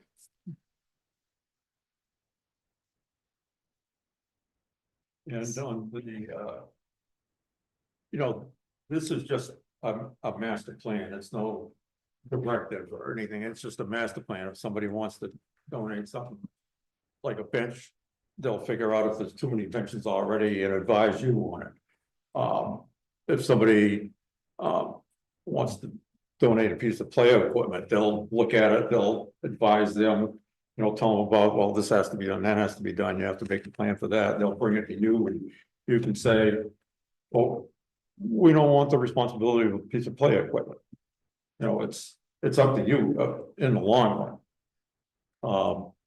And, you know, I understand the ongoing maintenance thing, but most of this is, there's no additional maintenance on this.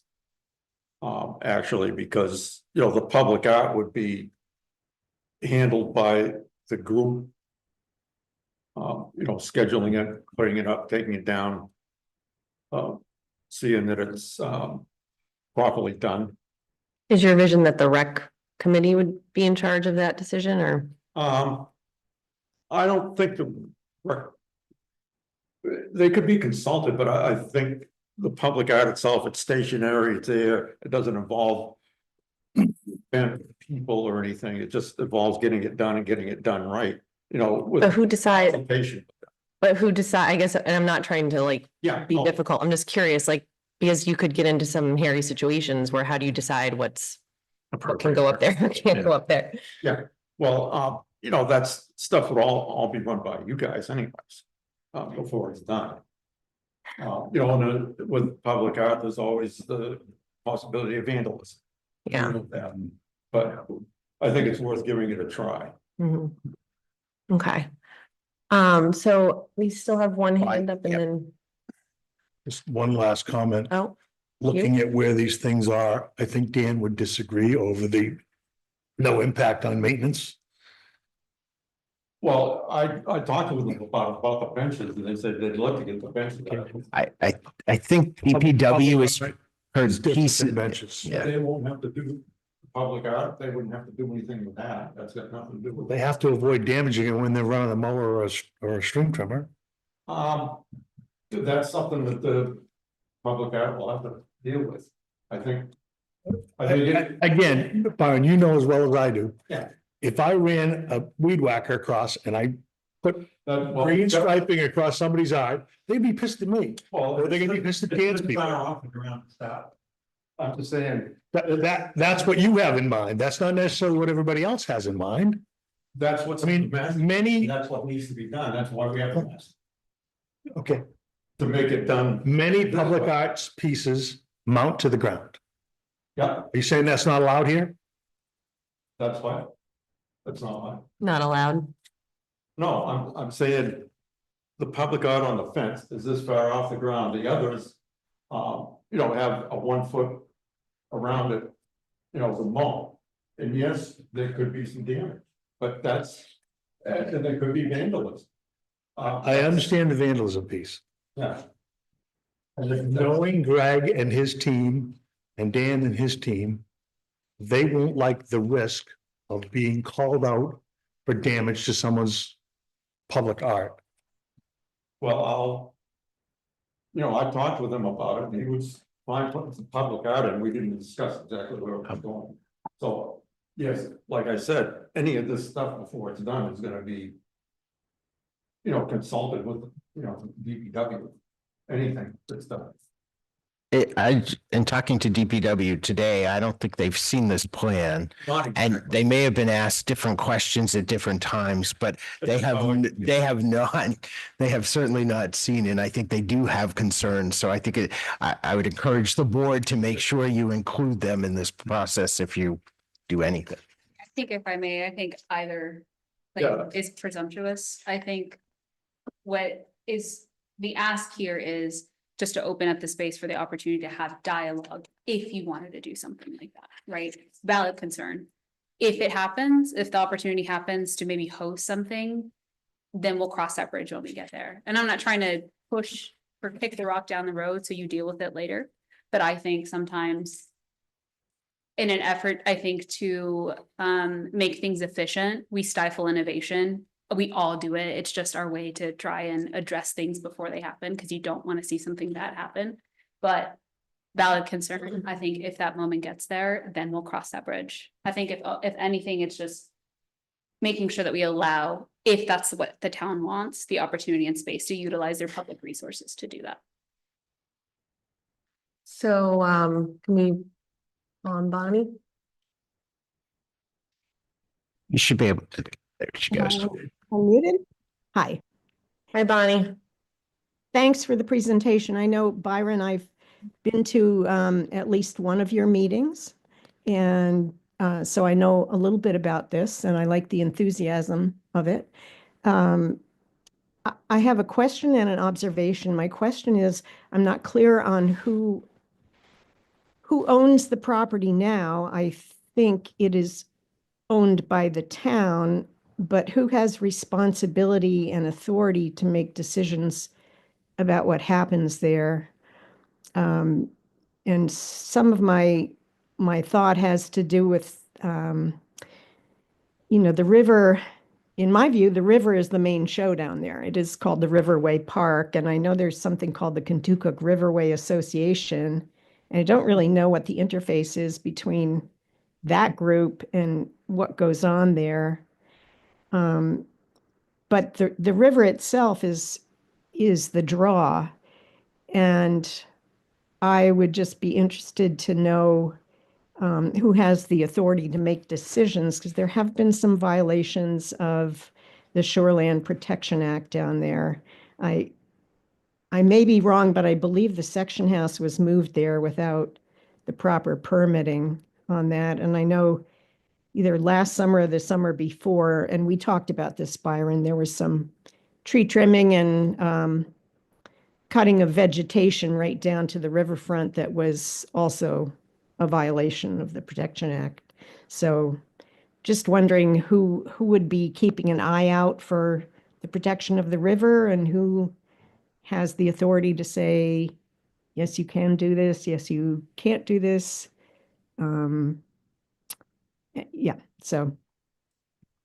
Thanks, Bonnie. I think the short answer is the town owns it and makes decisions about the actual land. Am I correct in that? That is Just making correct. sure. And the, We're the board to make, because it's. And you do. yeah, so the select board determines right now what happens there. And the Riverway Association owns the depot building. Okay. Yeah, that's what they do with me, just the default stuff. And the asterisk I'll put on that is that Paula at the rec department in conjunction with Dan at DPW give approvals to things happening on the grounds. So for instance, when we wanted to put up lights for Starry Weekend, we got permission from both of them before putting lights up in the park. So they handle the temporary installations and or events on the public land. So I think one of Bonnie's points that wasn't really addressed though is like, who made the call to cut down all the trees and vegetation? Because that probably wasn't you guys. Yeah, DES was contacted before that was done. So. And it looks good. Yeah. And hopefully this committee can keep it like that and have some natural plantings put in, get some gardeners to donate some time to maintain that bank the way it is without the stuff growing up. Do you have you want to come to the mic so we can hear you? David White, Briar Hill. Couple quick just corrections or information on stuff. I'm on the board with the depot. I wasn't on the board at the time, but we did come to the select board and that's where we were told the section house could go. So we did go through the town for that. And like, I just want to reiterate, I don't remember who did it. It wasn't us, but I know they got DES permission. It didn't qualify. The stuff they were cutting, they were able to cut without having to. I guess I'd just like to say, I've been on 2 different groups since pre-COVID to deal with the park. And for a whole variety of reasons, COVID being one of them, but only one of them, it just keeps getting kicked down and down and down. And I actually wasn't really all that involved with Byron on this. I mean, we talked about it, but they're not asking for this. This is a sort of rough idea, future in the plan. Hopefully things like that will happen. Somebody needs to take responsibility, and you got a volunteer group who's willing to step up and be that initial contact, taking that so that individual people, you want 8,000 people coming in here. Can we do this in the park? Can we do this in the park? You want it filtered. You got a group volunteering to do that. If you're worried about too many committees, do it like Conservation Committee. When this new Economic Development Subcommittee, do it like the Trails Committee off of that. They can be a subcommittee off that if there's some issue with how they're doing it. But don't throw away the chance. You've got people volunteering to help. And while there's huge issues like with the pump house, I know that's going to be a mess and it's down the road. We don't know. But there's things that have to happen right now. Like before they removed them, when they just put in the new lawn, they would just drop in benches anywhere that made no sense in the middle of things. Just something that simple. Somebody needs to be not in charge of it, but spearheading it and getting you guys, again, you guys have the final say on anything that happens there. But if they can, make it a lot easier and just come to you with little quick, simple things, it's just going to be a lot less work for you. And frankly, I'm tired of waiting. I mean, I know you guys work in government. I've had to work in groups, town subcommittees and the TAC commission, with our Central New Hampshire. And then on the board at the rail trail, having to work with local and state governments and cities. Things take forever. And here's an opportunity where maybe we can jumpstart something a little bit. And again, from what I was listening and what I've heard before, they're not going to be coming in, next week saying, let's put the bathrooms in. It's going to be like, we got some of those benches that haven't been put back in. We can make a pretty good assessment where they need to go so that they're out of the way, but useful. They could start doing stuff immediately. And I wouldn't, in all honesty, I wouldn't even wait for the new committee. I would let them start whatever they're going to start. And if you want to substitute under them later, but my final thing, don't throw away people willing to help. Thank you. I have two questions for you. Question one, did you not enjoy putting up your tent around a bench in the middle of the field during farmers market season? Because it's the best. And having spent so much time in that park, like what is the thing you would most like to see happen there? That actually is one of my biggest things, is having no obstructions in the middle. And we were talking about some of the benches have backs, but you couldn't, but some of them are just flat. And if they're over on that little rise, he's got them here someplace, right along the river, that you could sit there looking at the river during the day and turn around and watch a concert at night. Okay, so it's like these really like small things that are really just about Yeah, the and orientation that's of. stuff that could be done Yeah. pretty quickly. I mean, yeah, all right. I the idea of having a big master plan, that's great, but some stuff, get the low hanging fruit, and then people will start seeing that and people will be more excited. And then when we want to borrow money to do something bigger, not borrow, fundraise, then maybe more people are willing to donate. Bonnie, do you have another question or comment?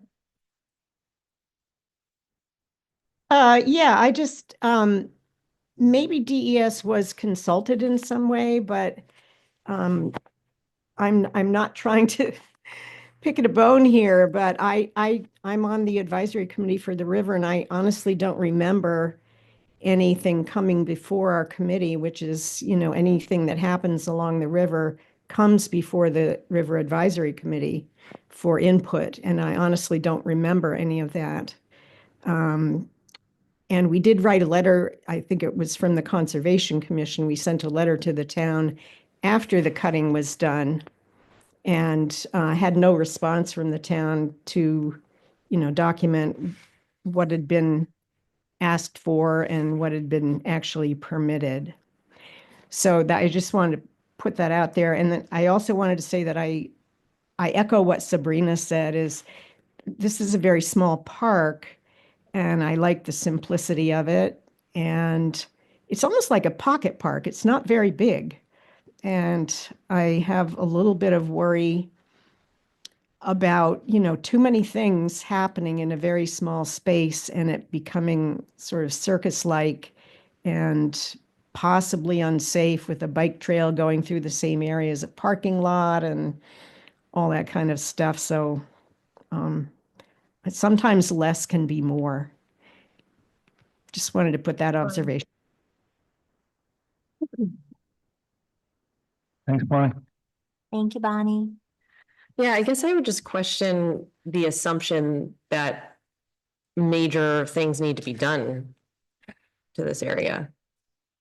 It might just be Bonnie and me in town who have this opinion, but. Major things that are being Well, done. so I guess if we just need to move benches, but things like increasing parking, if you want to get. That's way in the future, that's just the master plan, where it could go, if there's room there, if you need more parking. We do have a lack of I parking. don't even have it on this map. But I wouldn't put it under the purview of this particular thing, saying it. I do want to note that we did redo the parking and added parking. We also redid this whole park and added grass and so I Yeah. think people saying it's been ignored and nothing's been done there is not correct.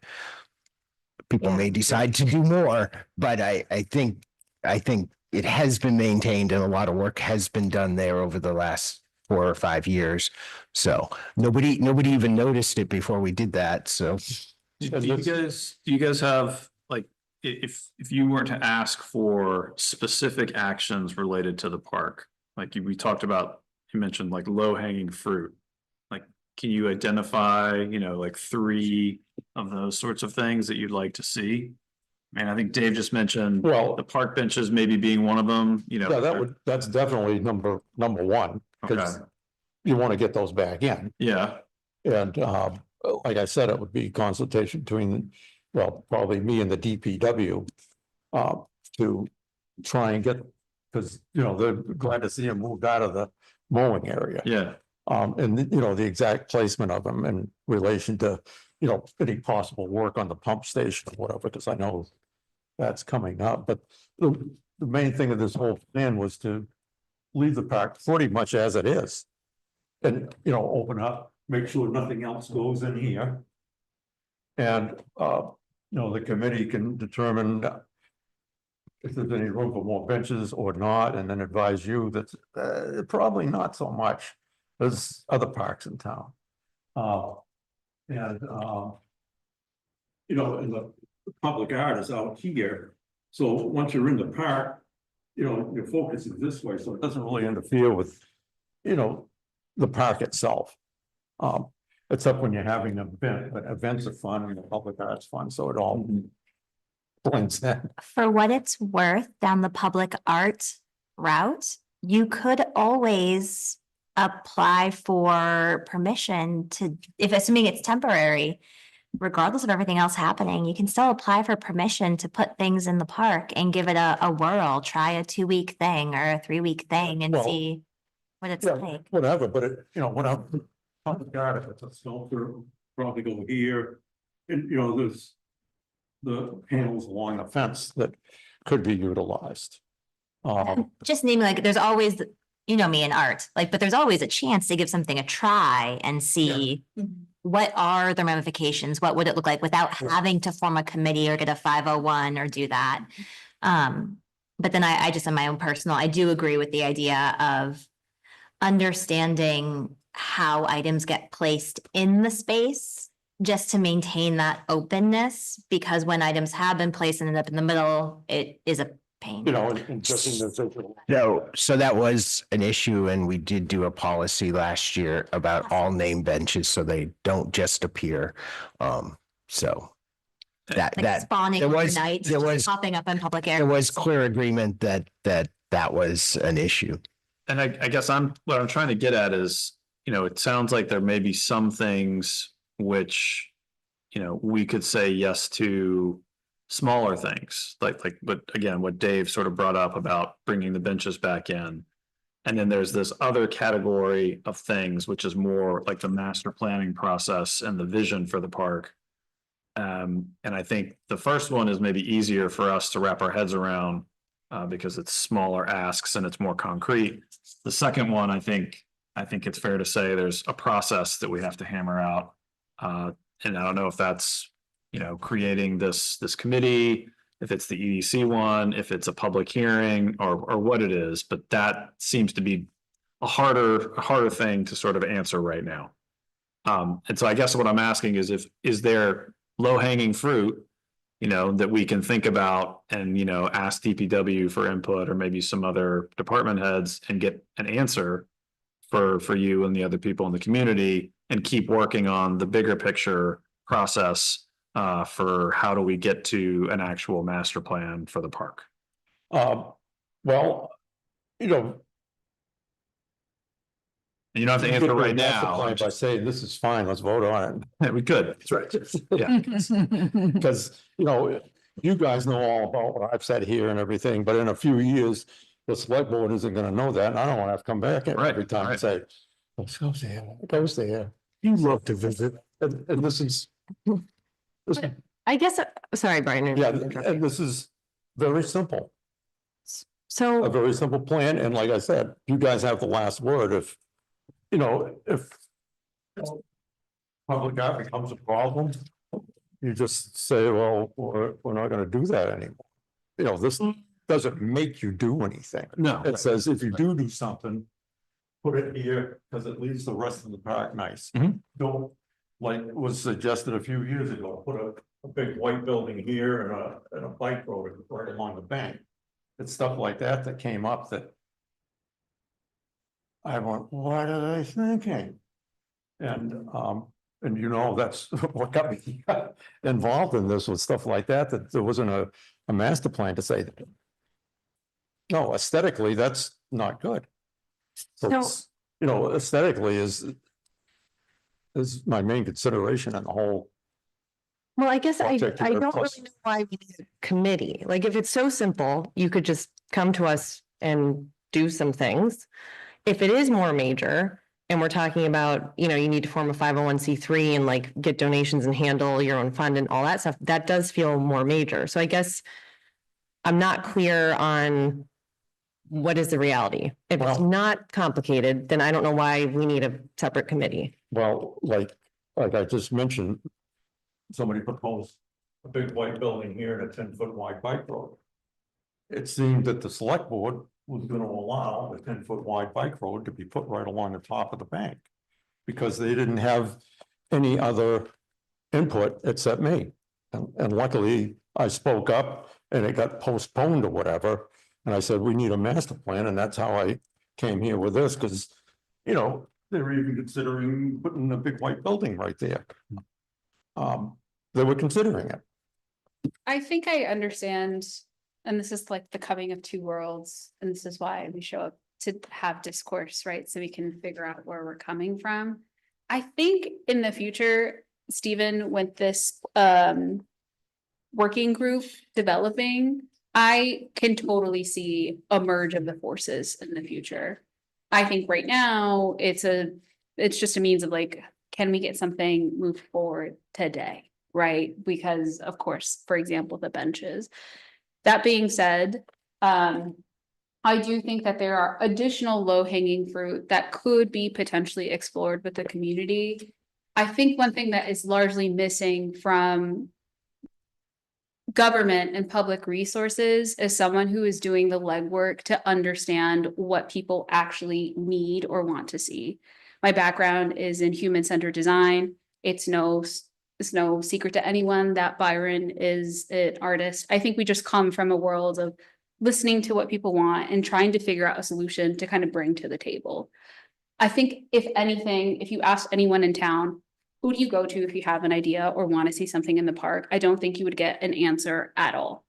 Maybe it's the working group in the future, but I think the vision right now is, well, one, these people who care about the park have some sort of idea of what we could see in the future. But two, also, if you want to do anything in the park, this is your group, right? Whether it's a high schooler who wants to do some show or some backyard, I don't know, I'm not in high school anymore, but you know, they come up with these ideas and you're like, where can I do it? What kind of town spaces, right? Like being the vessel, it's like, hey, you want to work with the park? That's them. And then we would work with the rec department, or we would work with the working group. I think it's just putting something in motion, because I think for one, this is probably a common trait in why we're friends. Byron and I like to see things in motion. So I think I understand what you're saying. And the question, I don't think we have an answer, but I think we will as time. Yeah, and I'm trying to address what you guys are here for. I'm trying to ask you for some tangible things that you'd like to see while we figure out the bigger process, because I think there might be, let me, hold on, I think there might be some smaller things that we might be able to say yes to while we figure out the bigger stuff. Got it. You know, so I don't want you to think that, you know, I'm against master planning for the park, you know, or anything like that, you know. Yeah. But there's some complications with the master planning process that we need to work through. And I feel like simultaneously with that, we can maybe consider some of the smaller concrete requests, so that there can be some action happening there. Yeah. Sure. Yeah, well, the benches, public art on the fence. Yeah. Public art on the fence. So I think that's gonna require more discussion, Yes, I think so. like a lot more discussion. Yeah. It's not as simple as just throwing up. You need a, I would say I've heard from people as passionate against art there as you are against the white I building. didn't run And- into any of those. Which is interesting. Maybe not, but I think there's two sides and somehow you have to pull it I wanted to together. Maybe I could suggest a So- test run. I So- want to let Lauren speak, but I do just want to comment on the public art piece that, you know, as a government-owned piece of land, there are complications. You get into First Amendment issues, and we really would have to have a policy, and it gets complicated very quickly. So I just want to point that out. It's not that simple. I just gotta be realistic. Okay, Lauren. I guess just Lauren Clement, 86 Maple Street, just to your point about simply putting benches on here, I'm looking at this plan and there's 3 benches right at the top, which is my understanding where the people drag in kayaks and stuff. And we've seen, I think I've seen timed races where people are mad dashing, 2 people jumping in kayaks, running through there. And I'm envisioning 6 people sitting on those benches. How are people going to launch their boat, or how's that work? You're blocking it right there, just as a direct. I don't know, but that's why I want a proposal to get some input on before we said just yes to that. Yeah. Well, when the benches are placed, like I said, we'll be talking with the DPW and that will certainly be addressed. Yeah, hopefully so. Yep. I think And so. I'll go talk with I'll bring this to the DPW and talk to them myself to explain, what my thoughts are. I think I hear both parties loud and clear. I think one, obviously, if benches is something that we can work towards, then the onus is on us to go and just make sure that we're serving the area and being pretty confident about where we're going to put the benches, working with DPW and say, hey, we worked with the DPW. I got the DPW right here. This is where we want to put the benches. We've got the labor. Can we do it tomorrow? Right. The second would be, I totally hear the public art. I used to work at, I'm from Dallas, so I worked in a huge project, public park down there, Clyde Warren Park. And I helped do one of the large project installations that we have there with the Dallas Museum of Art. It does take a lot of work, but just the approval of saying, hey, yes, we could explore public art. Great. Like, I think the onus is also on us to say, we want to do public art. What's the theme? How long is it going to be hosted? Things that we have to answer, but as long as the answer isn't no, then that gives us something to work with as we go back to the drawing board and say, okay, then we'll work out something so we can bring it to the park. That's fair. Because I am, Another thing. So, I was gonna say, because I'm a slight agent of chaos, the thing that you guys do know you could do is form a 501 that isn't associated with the town. So like, there's always the space to go out there and form an organization, collect donations, do research, and still show up and like make public appointments to push forward things. So I'm just naming that may not be an encouraged route, but it is definitely a route you can take. But I wouldn't want people to chase down something and waste their time and energy. I'm just making sure that if you're like, hey, we're thinking 5 years down the line, and we know that it's gonna take us 5 years to fundraise for this thing and work it through all the processes, that sometimes if you wait until you have the approval to start looking for the money, then a decade can go by. So Sure. just naming, That's a really good. slight agents of chaos, that's all, like just a little bit. on the note of the village group, and I think part of their thing was looking at ways to make downtown more attractive. To draw people in. And well, that's one of the things in the park here with the public art. Yeah. It draws people, culture exhibits draw people. Also a swing set. Picnic tables.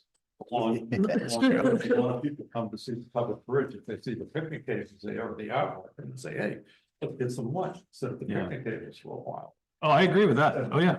And then they take pictures of themselves in front of that great view of the covered bridge of the river, put it on Facebook and other people. Okay. And then you have to have the porta potties changed more often when you get more people coming. There's wear and tear. Really quick, Amanda, and then I do want to draw this. We do have other stuff we got to do too. All right, Amanda. Hello, everyone. Amanda Gilman, 168, Westridge Circle. I just want to say, one, I don't want porta potties. I really want to put in the long-term trajectory how to turn that pump station into a public bathroom, which we do not have downtown. So somehow in all this and all of your decision making, just kind of filter that in there and see where we can put that in for all you interested parties.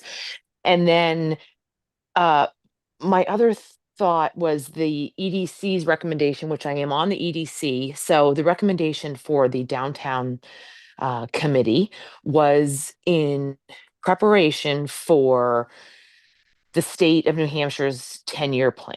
So, which will be coming through. And the thought process was we don't want them redoing downtown without our input. So we should have somebody, interested parties, vested parties looking at this, and who would be vested would be people who care about Riverway Park and business owners. So that's why the overlap exists, because it's all the interested parties who should have, the end users who should have input into the redesign of the downtown. And if we're going to get state money to do it, we should have a thought process and a plan in place before they actually come in and do it. So just trying to shed some light on the two different committees, or the future committee that the EDC is proposing.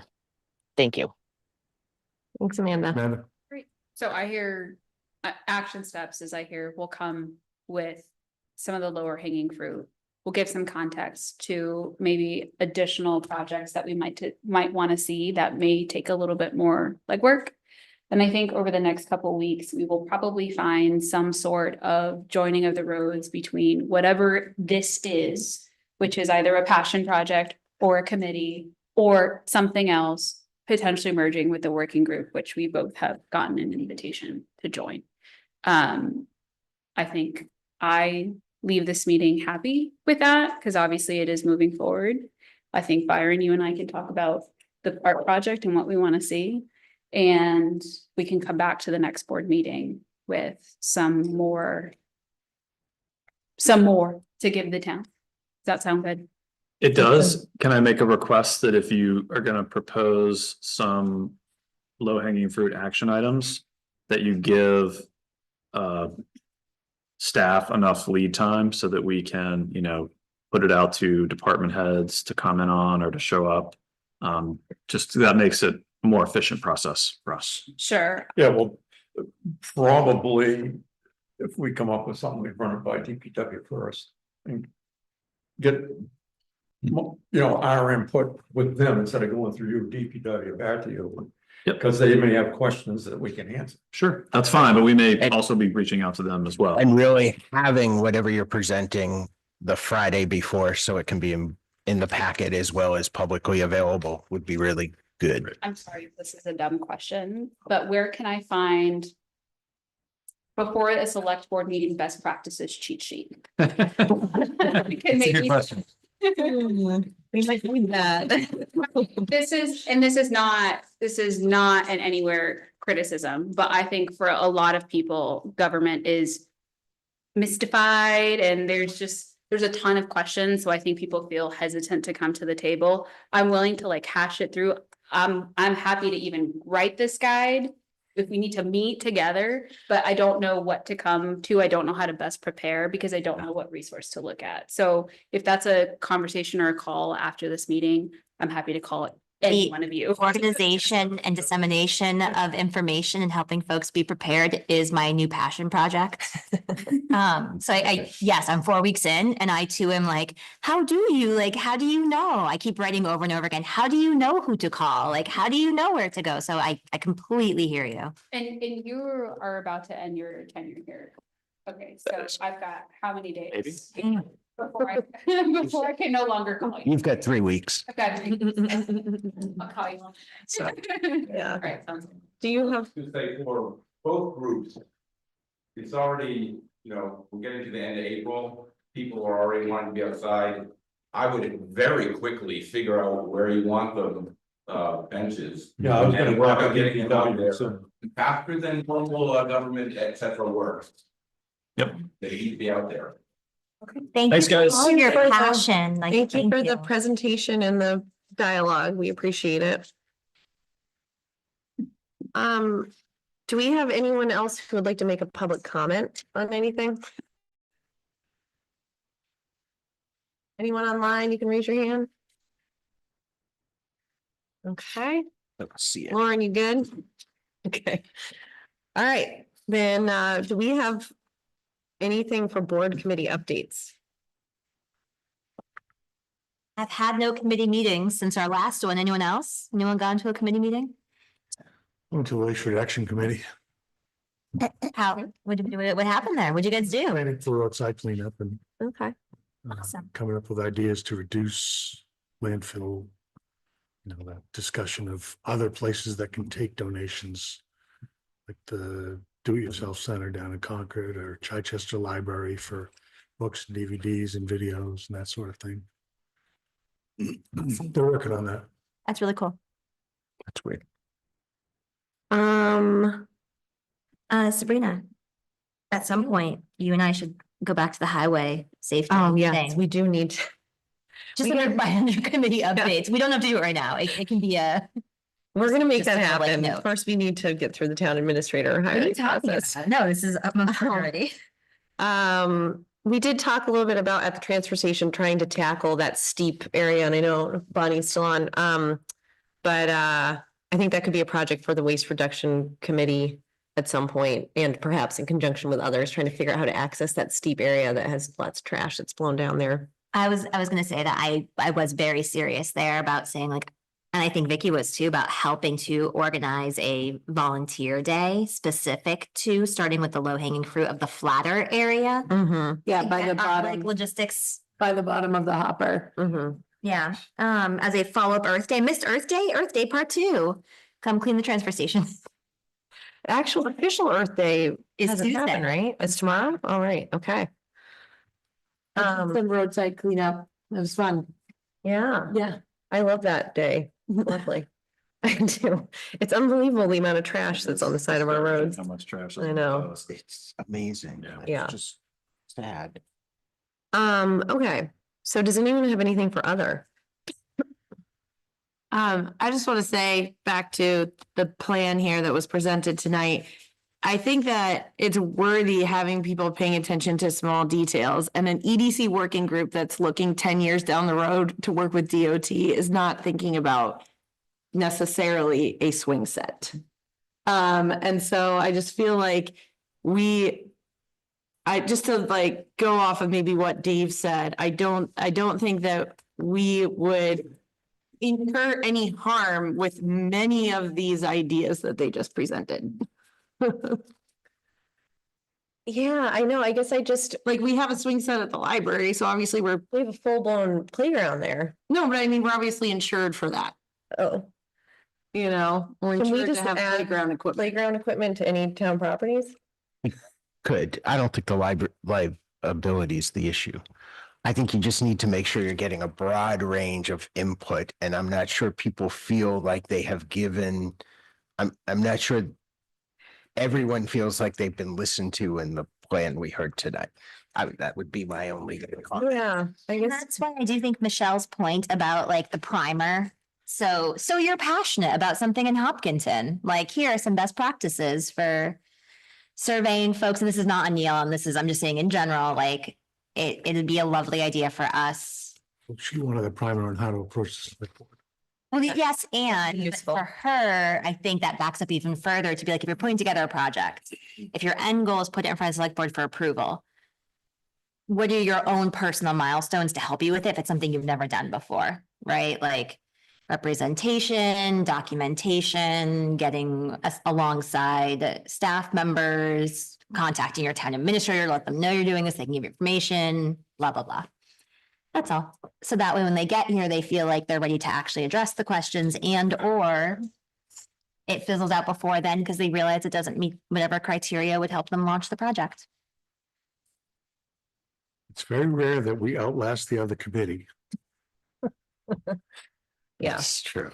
Well, I think we obviously So, are having more I discussion about. do just want to comment that we helped lots of people through this process. And Absolutely. I think, I know we're in a transition time, but rarely do people come, I think, unprepared to these meetings. Yeah. I think people come unprepared when they don't necessarily, this was the third time this has been presented, and I'm not sure the comments that have been made in the past have been heard. So that's why you see a process of that. And I appreciate that you said you should have it Friday so you can put it in the packet for us. That should be a hard and fast rule. If you didn't provide it by Friday, either don't come or don't try to get it up on a board. That was silly. I couldn't read it. Yeah. And especially now that we do have people on Zoom, it's really unfair to them. And unfortunately, the camera didn't work so they could see that. To not be able to see it. It's also really helpful because if we have information in advance, we can make sure you have other information related to that. So. Absolutely.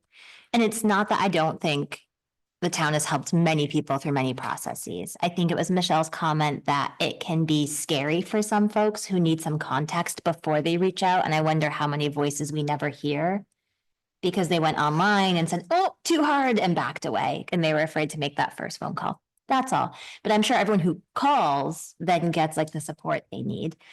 Yeah, and I do think like I would just sort of challenge the assumption that things need to change at the park. Like I love it as it is. So I mean, we probably disagree on that, I guess, because you want to see us think that way. I feel like their master plan shut down the conversation because you guys maybe felt like this is a lot of change. When really maybe what they were asking for is just permission to like explore changes that could be made.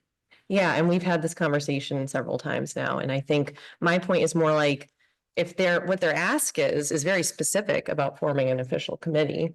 And so there's that. And then it brings up the issue of do you need to form like a separate 501c3? And then it begs the question, well, if it's such minor changes, do you really need to do that? And if it's not such minor changes, then we are talking about, more cost to the town and more wear and tear. And I'm not saying that it has to be shut down forever. It is incumbent upon us to be realistic about how these things can play out because we've seen it happen with the skate park and other places in town. So. And permitting an enhanced river access and an enhanced boat launch is not going to be inexpensive. It's going to require significant legal support to get through DES because of the Shoreline Protection Act and other environmental issues at the river. 75-foot setback, is that the right number? I believe so. Yeah, you'd have to have that engineered to be able to do the permitting. Do you It just think, feels to Brian? me like the things like being able to fill up your water bottle at the park, like these things that someone is championing because someone said they thought it was important. Like they're already doing the work, you know what I mean? It just, like you were saying, you don't want to double up work. Like I don't want them to be discouraged to the point where all the work that they've done is lost. And then you are ending up with these conversations repeated instead of just taking in what they said. Mm-hmm. And they could come to us with a request to put like a plan to put in a water bottle. No, exactly. I think that's the issue is that they came with $1 million worth of ideas. But I feel like, I don't know what the right phrasing is. I'm not trying to sound like, too like cushy about it, but I just think their hearts were in the right place. And I mean, she said she was leaving feeling glad, but also she's clearly just a well-spoken woman who's, a good facilitator of conversation. Yeah, no, that's what I'm trying to say is that I don't think it's akin to the skate park or the Kimball Cabins because that is repairing existing and they're talking more about changing and new. So I do think it's different. Mm-hmm. But I don't think necessarily they should have paired the water bottle refilling station with the big plinths of public art because it became too much. But I don't want to lose track of the fact that they said they've talked to hundreds of people and they came up with pages and pages of recommendations. And a lot of this probably has been discussed with more than one person. It's not just coming out of someone's passion project. It's coming out of true discussions with users of the park.